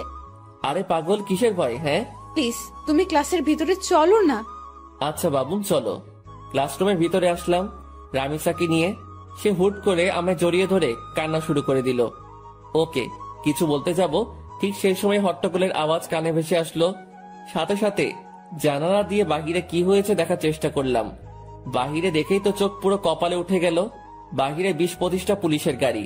গাড়ি থেকে নেমে সবাই বন্দুক হাতে একদিকেই এগিয়ে আসছে। আস্তে আস্তে রামিসার খোঁজ করছে পুলিশগুলো। সবাই আমাদের ক্লাসরুমের দিকে আঙুল দেখিয়ে দিল। রামিসা, তুমি কোনো ভয় পেও না, আমি আছি। আকাশ, ওরা আমায় নিয়ে যাবে। ওরা আমায় আর কোনোদিন তোমার সাথে দেখা করতে দেবে না। ওরা আমায় থানায় নিয়ে গিয়ে মেরে ফেলবে। রামিসা, কেউ তোমার কিচ্ছু করতে পারবে না। তুমি প্লিজ শান্ত হও। আকাশ প্লিজ, তুমি আমায় ক্ষমা করে দাও। আমি হয়তো তোমার সাথে জীবনের শেষ সময় অবধি পার করতে পারবো না। রামিসা, চুপ হতে বলেছি ধমক দিয়ে। চলো তুমি আমার সাথে বাহিরে, দেখি তোমার গায়ে কে হাত দেয়। তারপর রামিসাকে নিয়ে বাহিরে চলে গেলাম। সবাই তাকিয়ে তাকিয়ে দৃশ্য দেখছে। পুরো কলেজ হতভম্ব হয়ে আছে এতগুলো পুলিশ দেখে। পুলিশ রামিসাকে দেখে ওকে গ্রেফতার করতে ছুটে আসে। এই তোরা কেউ আমার রামিসার গায়ে হাত দিবি না। তখনই পুলিশের অফিসার একজন বলে ওঠে, কি তোরও শ্বশুর বাড়ি যাওয়ার ইচ্ছে হচ্ছে মনে হয়? এই অফিসার, আমার শ্বশুর বাড়ি যাওয়ার ইচ্ছে নেই, বরং তোর মরার পাকনা গজিয়েছে। সাহস থাকলে ওর গায়ে হাত দিয়ে দেখা। আমার মুখে ধারালো কথা শুনে সমস্ত পুলিশ আমার দিকে গুলি তাক করে ধরে। বেটা দেখি খুব বড় বড় কথা বলছিস। শোন, বেশি উড়াউড়ি ভালো না। আমি যদি একবার বলি তাহলে সবাই গুলির বুলেটগুলো তোর পেটের মধ্যে পুড়ে দিবে আর তুই ঝাঁঝরা হয়ে যাবি। হাসালি রে ভাই, এই ঘুষখোরের বাচ্চা, কান খুলে শুনে রাখ। এখানে তো কিছু সংখ্যক পুলিশ মাত্র তোরা, সারা শহরের সবকটা পুলিশ মিলেও যদি একত্রে হয়ে আসিস, তাও তোরা এই আকাশের বালো ফালাইতে পারবি না। কারণ তোদের সামনে যে দাঁড়িয়ে আছে সেই সাদাসিধা একটা ছেলে আকাশ, কিন্তু তার ভিতরে ভয়ঙ্কর যেই হায়নাটা লুকিয়ে আছে তার নাম হচ্ছে আগুন। আকাশের মুখে আগুন নামটা শুনে পুলিশের অফিসার ভয়ে কয়েক কদম পিছনে চলে যায়, আর আকাশের পাশে যে পুলিশগুলা ছিল তারা দৌড়ে আকাশের পাশ থেকে সরে যায়। সবাই যেন কোন এক ভয়ঙ্কর হায়নার সামনে পড়ে গেছে, যার রক্তের নেশা একবার উঠলেই পুরো দুনিয়াদারি শ্মশানঘাট বানিয়ে ফেলবে। এই ঘুষখোরের বাচ্চা, কান খুলে শুনে রাখ, এখানে তো কিছু সংখ্যক পুলিশ মাত্র তোরা। সারা শহরের সব কয়টা পুলিশ মিলেও যদি একত্রে হয়ে আসিস, তাও তোরা এই আকাশের বালু ফালাইতে পারবি না। কারণ তোদের সামনে যে দাঁড়িয়ে আছে সে সাদাসিধা একটা ছেলে আকাশ, কিন্তু তার ভিতরে ভয়ঙ্কর যে হায়নাটা লুকিয়ে আছে তার নাম হচ্ছে আগুন। আকাশের মুখে আগুন নামটা শুনে পুলিশের অফিসার ভয় কয়েক কদম পিছনে চলে যায়, আর আকাশের পাশে যে পুলিশগুলো ছিল তারা দৌড়ে আকাশের পাশ থেকে সরে যায়। সবাই যেন কোনো এক ভয়ঙ্কর হায়নার সামনে পড়ে গেছে, যার রক্তের নেশা একবার উঠলেই পুরো দুনিয়াদারি শ্মশানঘাট বানিয়ে ফেলবে। পুলিশের অফিসার কাঁপতে কাঁপতে আকাশকে জিজ্ঞেস করে, আপনি যে আগুন, তার প্রমাণ কি? আপনি তো আমাদের ভয়ও দেখাতে পারেন। শোন, আমি আগুনের নাম ব্যবহার করে তোদেরকে ভয় দেখাবে এমন কোন বাপের বেটা এখনো পয়দা হয় নাই। আর নকল নাম ব্যবহার করা তো দূরের কথা। আর তোদের যদি বিশ্বাস না হয় তোদের একটা ডেমো দেখাচ্ছি। পকেট থেকে ফোনটা বের করে প্রাইম মিনিস্টারকে ফোন কর, আর তাকে জিজ্ঞেস কর যে 2017 সালের 2 ফেব্রুয়ারিতে কি হয়েছিল, আর তার চোখের সামনে গুনে গুনে কয়টা লাশ মাটিতে ফেলেছিলাম আমি। এই ঘটনার সাক্ষী একমাত্র প্রাইম মিনিস্টার। পুলিশের অফিসার কাঁপতে কাঁপতে পকেট থেকে ফোনটা বের করে প্রাইম মিনিস্টারকে ফোন লাগায়। স্যার, একজন নিজেকে আগুন দাবি করছে। আমি তাকে জাস্টিফাই করার জন্য প্রমাণ চেয়েছি। সে প্রমাণস্বরূপ আপনাকে 2 ফেব্রুয়ারির কথা জিজ্ঞাসা করতে বলেছে। প্রাইম মিনিস্টার পুলিশ অফিসারের ফোন পেয়ে থতমত খেয়ে যায়। এই অফিসার, তোরা কার সামনে পড়েছিস তা তোরা নিজেও জানিস না। খোদার কসম, আগুন কোনো মানুষ না, সে মানুষরূপী এক ভয়ঙ্কর নরপিশাচ। তোদের জীবনে মায়া থাকলে সেখান থেকে তাড়াতাড়ি পালিয়ে আয়, না হয় পরবর্তী দিনের সকাল দেখার জন্য তোরা একটাও বেঁচে থাকবি না। পুলিশ অফিসার প্রাইম মিনিস্টারের কথা শুনে সোজা দৌড়ে গাড়িতে উঠে পড়ে। তার শরীরের কম্পন যেন আরো দ্বিগুণ হয়ে গিয়েছে, আর তার এখন একটাই মাকসাদ, সে তার নিজের জীবন বাঁচাবে আগে। মাফিয়া গার্ল জাগ গোল্লায় পুলিশ অফিসার নিজে গাড়ি ড্রাইভ করে সেখান থেকে পালিয়ে চলে যায়। পুলিশ অফিসারের দেখা দেখি বাকি সবাইও তাড়াতাড়ি সেখান থেকে অবস্থান ত্যাগ করে, আর কলেজের সবাই চোখ বড় বড় করে আকাশের দিকে তাকিয়ে আছে। তাদের যেন বিশ্বাসই হচ্ছে না যে তারা আগুনকে নিজের স্বচক্ষে দেখছে। রামিসাও পুরোপুরি অবাক। এই, তোমরা সবাই দাঁড়িয়ে দাঁড়িয়ে কি দেখছো? হ্যাঁ, যাও যে যার ক্লাসে যাও। আকাশের কথা শুনে সবাই দৌড়ে যে যার ক্লাসে চলে যায়। নিজেকে যেন নিজের কাছেই কোনো এক ভয়ঙ্কর দানব মনে হচ্ছে। আজ বহু বছর পর আগুন নামটা নিজের সাথে যুক্ত করলাম আবার। এদিকে রামিসা আমার পাশে দাঁড়িয়ে থরথর করে কাঁপছে আর কান্না করছে। রামিসাকে এক টান দিয়ে নিজের বুকের মধ্যে নিয়ে নিলাম। এই পাগলি বউ আমার, কান্না করে না। আমি আকাশ থাকতে তোমার গায়ে কে হাত দিবে? হ্যাঁ, বলেছিলাম না তোমার বিপদে আমি আকাশ একা দাঁড়ালেই যথেষ্ট, তোমার নিজেরও টেনশন করতে হবে না তা নিয়ে। আকাশের কথা শুনে রামিসা আরো শক্ত করে আকাশকে জড়িয়ে ধরে আর পাগলের মতন চুমু খেতে থাকে আকাশের বুকের মধ্যে। আকাশের বুকে চুমু খাচ্ছে আর পাগলের মতন কান্না করছে রামিসা। সে যেন নিজেকে আর কোনোভাবেই কন্ট্রোল করতে পারছে না। চোখের পানি নাকের পানি দিয়ে আকাশের বুক পুরো ভিজিয়ে ফেলেছে। আকাশ প্লিজ, তুমি আমায় কখনো ছেড়ে যেও না। আমি তোমাকে কখনো হারাতে চাই না। এমনিতেও আমি আমার কলিজার ভাইটাকে হারিয়েছি। না বাবুন, কোথাও যাব না তোমায় ছেড়ে। আমি সব সময় তোমার সাথে আছি। হয়েছে, এবার কান্না অফ করো। আকাশের কথা শুনে রামিসা কান্না অফ করে দেয়, কিন্তু ফোপানি কোনোভাবেই বন্ধ হয় না তার। পাগলি বউ আমার বলে রামিসাকে কোলে উঠিয়ে নিলাম। তারপর ক্লাসরুমে চলে গেলাম। ক্লাসরুমের সবাই আমাদের দিকে করুণ দৃষ্টিতে তাকিয়ে আছে। মনে হচ্ছে যেন আমার কাছে তারা নিজের প্রাণ ভিক্ষা চাইছে। আরে ভাই, আজব তো, আমি মনে হয় মানুষ পেলে খুন করি, তারা এমন ভয় পাচ্ছে কেন আমাকে? পাশ থেকে একজন বলে ওঠে, ভাই প্লিজ আমাদের কোনো ক্ষতি করিয়েন না, আমরা আপনার কাছে হাত জোর করছি। আরে তোমরা কি শুরু করছো? হ্যাঁ, আমিও তোমাদের মতন মানুষ, আমি কোনো নরপশু না। তবে হ্যাঁ, বদ লেভেলের মানুষদের জন্য তাদের বাপ আমি। কিন্তু ভালোর কোনো ক্ষতি আমি আজ পর্যন্ত করিনি, আর করবও না। সো ভয়ের কিছু নেই। ধন্যবাদ আগুন ভাই। আচ্ছা তোমরা প্লিজ একটু ক্লাসরুম থেকে বেরিয়ে যাও, আমার রামিসার সাথে কিছু কথা আছে। সবাই আমার কথা মতন ক্লাসরুম থেকে বেরিয়ে যায়। আমি রামিসাকে কোল থেকে নামিয়ে দেই। এই পাগলি, এখনো ভয় আছো তুমি? হ্যাঁ, অনেক ভয় আছি, কারণ তুমি তো জেনেই গেছো যে আমি মাফিয়া গার্ল। সো তুমি যদি আমার উপরে কোনো রাগ ছাড়ো। আমার মাথা খারাপ, হ্যাঁ, যে আমি আমার বাবুনির উপরে রাগ ছাড়বো। তবে হ্যাঁ, সত্যি বলতে তোমার উপরে অনেক রাগ জমেছিল আমার, কিন্তু সেসব আর নেই, কারণ তোমার এই পথে আসার রিজন আমি জেনে গেছি। কিন্তু একটা কথা বলো তো, যে তুমি এত কিছু করলে কি করে? সেদিন যখন 3টার সময় তোমার সাথে আমি বসেছিলাম, কিন্তু অন্যদিকে মাফিয়া গার্লের লাইফ চলছিল কি করে? সেদিন তুমি যখন বলো আমায় যে তুমি 3টার সময় আমার সাথে দেখা করতে চাও, তখন শুরুতে আমি বারণ করি, কিন্তু পরে ঠিকই হ্যাঁ বলি, কারণ তুমি আমায় সন্দেহ করেছিলে, সেটা আমি বুঝতে পারছিলাম। তাই আমি আগ থেকেই লাইভ রেকর্ড করে সেটা 3টায় কাটায় কাটায় সেট করে দিই, আর 3টা বাজতেই সেটা প্লে হয়ে যায় আপনা আপনি। ও বাপরে বাপ, কি মাথা তোমার! আচ্ছা তা না হয় বুঝলাম, কিন্তু তুমি আমার আইডি কেন হ্যাক করতে উঠে পড়ে লেগেছিলে? আর কি করেই বা জানলে যে আমি মাফিয়া গার্লের তালাশ করেছি? তুমি আর শামীম একদিন নদীর পাড়ে বসে বসে আমাকে নিয়ে কথা বলছিলে, আর সাইডে আমি ল্যাপটপ নিয়ে বসেছিলাম। তখন তোমাদের কথা আমার কাছে আসে, তাই তোমার আইডি হ্যাক করে তোমার শিক্ষা দিতে চেয়েছিলাম, কিন্তু পরে দেখি তুমি আমার থেকেও বড় ধরনের খেলোয়াড়, তাই তোমার উপরে রাগ উঠে যায়। তাই এরপর থেকে অনেকবার তোমার আইডি হ্যাক করতে চেষ্টা করেছি আমি, কিন্তু পারিনি।